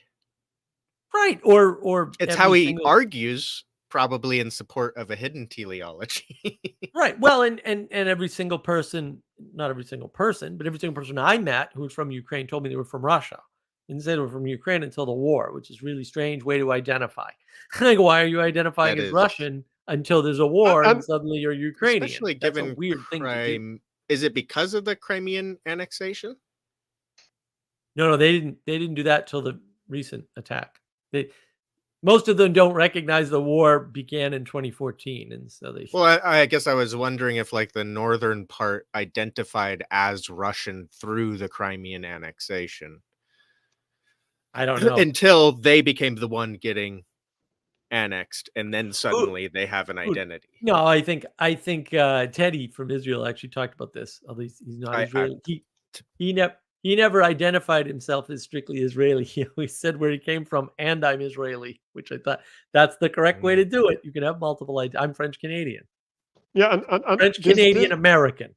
This You know, goes, like, but let me finish the point, Manuel. So the point is, they don't have literature. They don't have a literary sort of history. And his point was that's why they're almost a country, but for that. And my argument, I think that's actually a good argument. I don't have a disagreement with that. My argument is more along the lines of they wanted a historical grounding that they could appeal to that lasted through times. So they could make a stronger appeal to personal identity. And that's why they said they were Russian. And like, I'm not coming down on either side of that argument. I'm just saying, boy, it's mysterious, right? It's weird. Yeah. I'll be right back, guys. Oh, sure. No I have problem. gone 3 hours without smoking a cigarette, which is actually pretty incredible. All right. Well done. Well done. Now's your time to quit, Nick. This is the miracle you've been waiting for. Signs and wonders. Like, this is the sign. Make the wonder happen, dude. Oh God. But to be a little bit about this Putin thing, right? It's like, okay, so Putin is promoting a telos for a potentially hidden telos, and it's like there's an implicit primacy in that argument, right? So it's like, okay, the hidden telos is more relevant than the outspoken one, and like I'm starting to object at that point, right? Because like what is the thing that moves the world? Well, the thing that moves the world is the thing that other people relate to, right? Like that they identify as real, right? So if right. And to be fair, like a lot of people don't listen to Putin, so they're identifying something different than that he's speaking, and you better damn well make sure that you're correct if you're gonna like not trust someone at their word. Not because people can't lie or whatever, right? But like Putin isn't trying to lie. Like he's serious. Like this.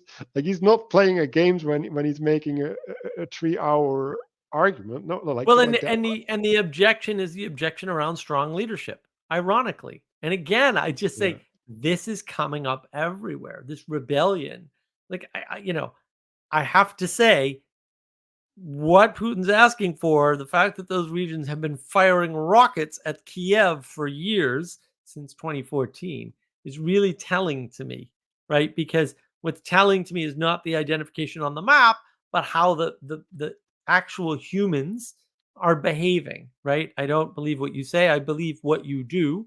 Another Peterson quote, right? That's And weird. they're in opponent processing. You mean war? They're Yes, yeah, but I are agree. they at that point part of the same body? Because like I don't Right. like And that's what the fight is, right? Explicitly. I mean, that's why I find this amusing that we have to even have this conversation. It's actually happening around us.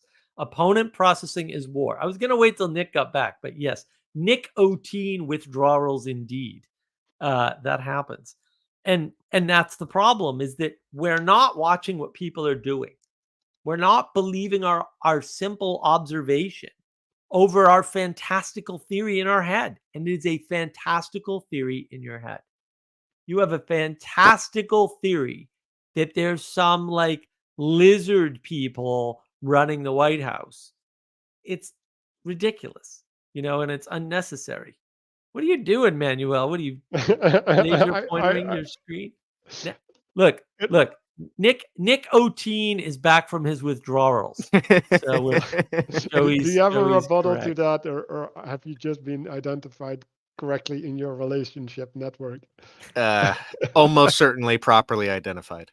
Excellent. The emanation is clear. It's observed from the action, right? If the action is rebellion, it doesn't have a name. If the action is like participating with the cigarette, then clearly we've avoided a withdrawal, a Nick O'Teen withdrawal. Have you drawn any conclusions?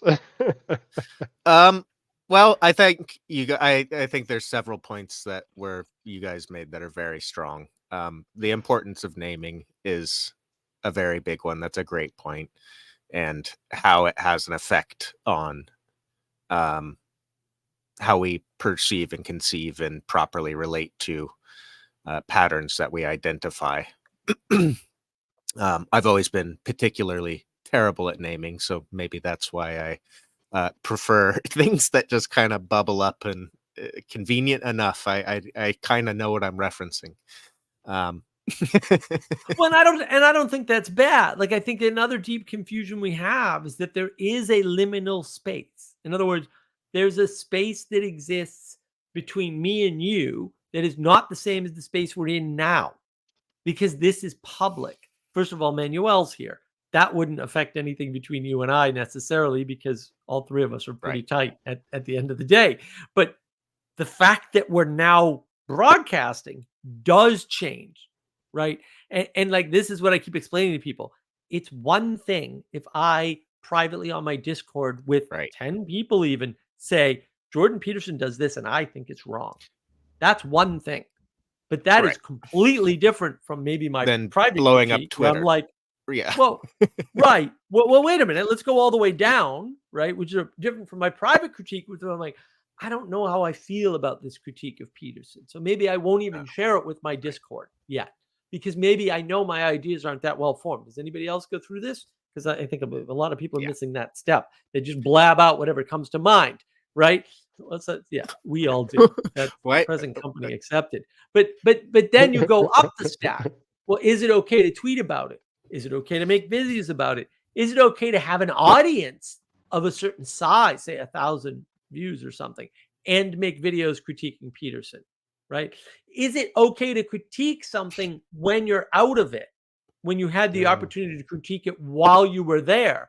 And this showed up in ARC, right? Because Jonathan Peugeot does this brilliant speech. The most brilliant speech he's ever given was at ARC, criticizing ARC, like breaking it all down, criticizing the whole thing, and clearly articulating his critiques. That's valid. Coming back home and whining about how when you were at ARC you were unhappy, that's invalid. Like, I think that's inappropriate. Like, I have never seen a Paul Vanderklay Jordan Peterson critique video. Not one. Right. Yeah, true. The way I've conceptualized or mapped though, because you're totally right. Totally different boundaries depending on the context and the interaction you're having with the world. 4 simple categories: private, private, private, public, public, private, public, public. And you have different sets of rules. You may have to determine them. You may have, well, at some point you have the determination, and then you have the feedback and the Right. fitting There's a to the negotiation. world. That's Right, what people right. don't like. But you Yeah. also have etiquette. Right. And you You also have negotiate your what? identity too. Etiquette, Ethic. like Oh, no etiquette. etiquette. Yes. Yeah, Yeah, yeah. like there's an established way of being that you can Right. conform to, which allows you to navigate these spaces without having to understand your position in them. Right. And that's the important part. See, that's the part that people don't like. They're like, well, I don't want to participate until I understand. You know, and it's like, what if you can't ever do that? What if you actually the only way to properly understand is to participate? That's Right. why I think again, And it's we've even discussed this. worse. Like it's even worse because like I have participatory understanding, and Right. Right. when I described myself like a week ago as going up the hill, looking to the up the mountain, looking to the hill next to it, drawing a map in my head and understanding, and then deciding to climb it, which is kind of what Sam Harris wants to do with his stupid Right. landscape thing, right? Right. But Right. like it's so flawed in so many ways because like whatever vision you can gain, right? Like however true it is, it's not the path up this hill. Like it's not like, and the walking and the participating in the being of the hill is going to be different. So it's not a solution, even if you're correct. And I Right. know, like, because I like to be correct. Right. And the participation, this is why I like Vervaeke's participatory knowledge, even though I fundamentally disagree that he's even describing knowledge. The idea that that exists is important because that does help to draw the propositional line in your head that there's a difference between the things in your head and the things that aren't in your head. And you Right. can't mix them up. Who was it? Gabriel Stuckley was talking to Michael Sartori. He sent me the link on Twitter, and I was watching some. I haven't finished the video, but he quoted something that really stuck out to me that I think I sort of forgot. So I'm glad he mentioned it, which is, you know, participation is the way we intuitively know something. Like that's how you gain intuitive understanding of something is through participating, and you Right. can't gain it any other way. So is it actually there's more to the world, and there's a bifurcation at some point, or and there's a boundary. and when we're talking about things like the good, right? You first have to conceive of the good before you can participate in it. So if you never properly relate to the category or the form Yeah. of I wanted to good. highlight that comment as well. Yeah, yeah. Well, let's The go over longer. it. Joey A. Etiquette matters. Being a good host is what I think he means there. Gracious host and a good guest are all key early ideas of BOM. And yes, the irony compared to how that's enforced in an online space. When and that's the issue. Like, how do we get along when we don't know each other? Right. That's I would call it etiquette. I would call it politeness. Etiquette's a specific instance of a type of politeness. Is how I divided it up. I think that's really important, right? Because your etiquette can change, but having an etiquette makes you polite. Whereas etiquette by itself, you know, it changes too much, right, from place to Right. place. It's very context dependent. Politeness is the larger abstract bucket, and it is an imposition. It is a tyranny. Well, oh yeah, like I like that word, imposition, right? So that's also a good way to realize, right? Like there's when what are we doing when we're making a category or claiming the name of TLC is we're imposing. And so what are we doing when we self-identify? We're imposing a relationship or an expectation, maybe that's the better word, onto other people. And some expectations are appropriate. They're justified, right? Like, okay, if we're in the space, we have a container, something that contains us.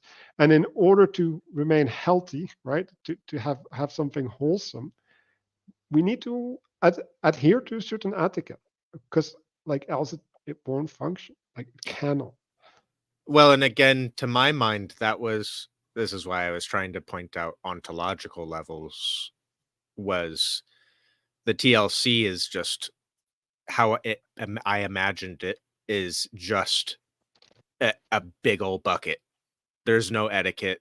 At most, it's just, do you regularly talk to these people and, talk about these ideas or broadcast about these concepts? And then you have instantiations of communities within it that do have the etiquette and the mission and the all these other qualities that actually, that's where an actual telos starts forming, is in the instantiation of how those conversations or relationships are conducted. And those things have names, but I think this is, Joey, Mark, being a quote polite guest means adopting. Yeah, well, politeness is a two-way thing, right? Like politeness isn't politeness is an abstract. So it's in the way that it is abstract, it is a universal, right? Which is not to say it's a given, because and this is where I'd fight back. Like there is no standard of politeness. There is no standard etiquette, but there's also no standard of politeness that you can identify, in TLC, because there are people making sure that doesn't happen actively. I agree wholeheartedly with that comment. Then that's the problem. So that's why I say, no, you don't have a container, because every time you try to form one, every time a telos starts, every time somebody says whatever, somebody comes in, and there's multiples of these agents to break it apart. And I like what Chad said in the Friday Morning Nameless a little while back, where he said, look, when Joey left, there was a spirit to BOM, and that spirit has changed. I would argue that spirit is gone since Joey left. And that was a while ago, and it took a while for people to actually notice, right? So structures have momentum. And so just because somebody leaves doesn't mean it crumbles immediately. But I would argue it did crumble after Joey left as the result of that. And that's not, it's not necessarily the case that somebody could have stepped into Joey's shoes or something and fixed that problem. Like, I don't believe that is necessarily true. I'm not saying it wasn't an option. Might have been, but I don't think it, it's certainly not arbitrary. You couldn't have just had Dennis step in and do certain magical things and it would have been okay. I don't believe that for a second. I believe it matters who and the conditions. And that's part of the problem. The reason why Dennis was chosen was for a different reason than Joey was there, right? That's also, there's a different role associated with that he tried to embody. Because I talked to him a lot, and they wanted to make changes, and like those changes changed the spirit. Joey's agreeing with you, Nick. TLC has no host, so it has no etiquette and no guests. It is a category of non-human relationships with content, merely a mere reflection of the actual human relationships, which is an objective material reality. Right. And so existence denied, and that's still the problem. It's like, yes, any way you try to slice it, you're going to come up empty. And that's deliberate, but also a misnaming. I mean, it's clear evidence for me of a misnaming. And that's descriptive. Like it is something descriptive. But now we're getting back into the relevance realization, right? It's because like how do you decide what to describe? And then it's like, okay, there's an authority again that you need to reference in order to make your value for your description, and then you just end up like, I want this to be a thing. Like that's the Right. authority. And identification against Well, it's is a- not an identification explicitly. And that's what we keep coming back to is it always ends up as an identification against, which is fine, but it's not an identity then explicitly, right? It can never be an identity when it's an identification. And against. actually, the word adversary was mentioned a while back in the comments, and I looked up the etymology, and it is one who opposes, right? Or one who stands towards the other, faces the other. And what is that? That is an identity against the other, like literally. Yeah.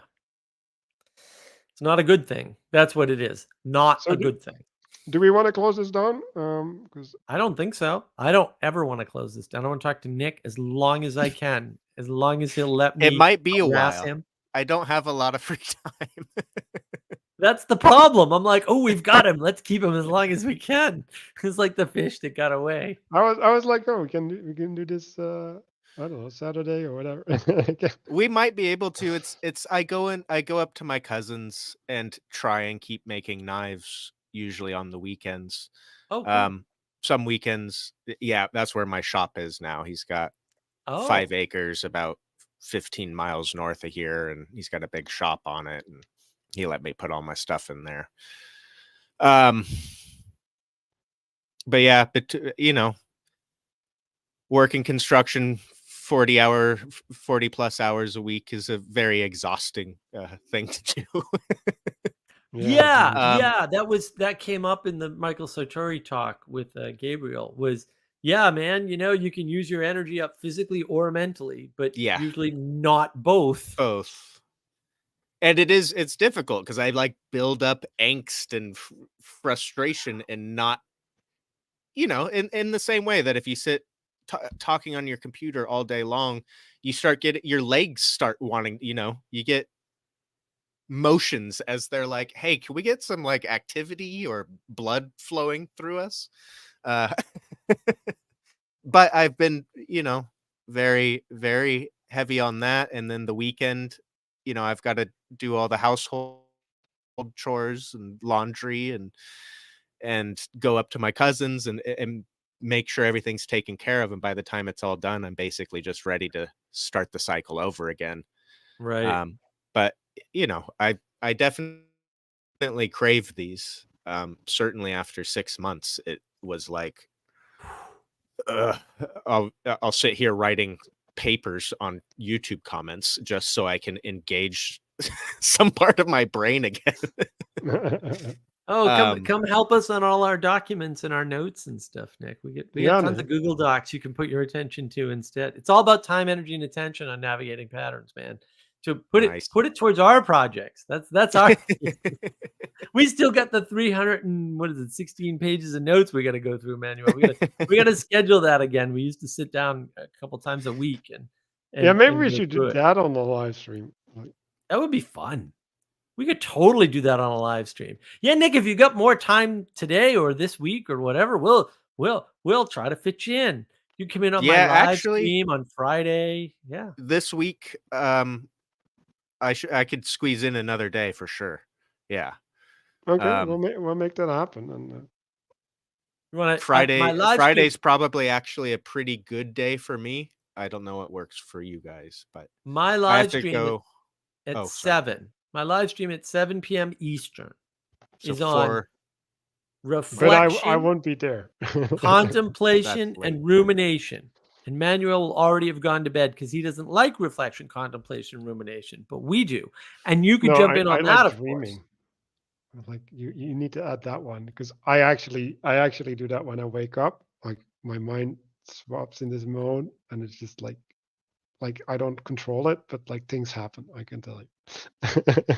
in the liminal space. I don't know if it's a liminal space, but or do you mean once you wake up? No, it's like my brain does things, and I'm participating, but not really. Like it's like it's kind of flowing along in its own little process. Well, Anyway, all right. I gotta Yeah, go. let's So. try and set something up for Friday. It'd be cool if Manuel could join us again. If We not, could then do. I can I hop can do in 2 on streams on Friday. I can totally do that. your stream, either or.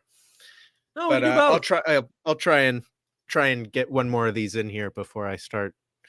I'm probably going out to the coast for all of next week. So Oh, great. Oh, I'm Well, that's actually no, fun. babysitting my not nephew great. on Friday. No, so you I don't got- like that idea? that's going to be fascinating. So yeah. What will be? I will be babysitting my nephew on Friday. Oh, So I will have time, but I might need to change a diaper. So. right. That sounds That'll awesome. be Nick, it was great to have you back, and I'm glad I know who you are now in the comments. I can go look for your comments. I got one of my comments called out in on Twitter on the PVK Peugeot video. Thank Oh, you, Michelle, and thank thank you, you very Nick. much. Thank you, everybody, for watching. We have so much more that we want to talk to Nick about, so that he can tell us whether or not we're on the right Yeah. track. We did the TLC thing, and I really didn't want to do it. It ended up being a fun conversation, though. So, Well, Yeah, but again, I don't think it's limited to that. Like I Right. think actually that is the problem you're seeing at all layers. That's just a small version of what you're seeing in Ukraine and in the United States Right. and in Europe and in communities all over the place. Like I really like don't we're giving you a nice example that you guys are kind of tied up in, but actually that's actually what everyone's tied up in at the larger scale. And so I don't feel And that's bad what about I that. was trying to focus on when I was initially responding, is just like, okay, this is an interesting problem about the nature of ontology, how things are granted realness, Yes. in what Yes. way we consider them real, et cetera, et cetera. So that was all very meaningful and fun. No, Um, I love it. Next time we can talk about why it's all actually just the printing press. It'll be fantastic. exactly. The all flood. just the print press. All right, gentlemen. Well, have a good rest of your days. You too, Nick. But that sounded weird. Like we'll never talk again until we all die. Friday. Friday. We'll figure something out for Friday. Whether we do, a thing with Manuel or you just jump in my stream, we'll figure something out. All right. Sounds good. Thank you, everybody, for watching. It's been wonderful. Everybody should have been watching on Navigating Patterns or Twitter. But if you weren't, then I will excommunicate you from the Peterson sphere, because I can do that, I guess. I don't know. Have a lovely day. Thank you again, Nick. Thanks, Manuel, for making the time, and go to bed and sleep well. And we'll see you all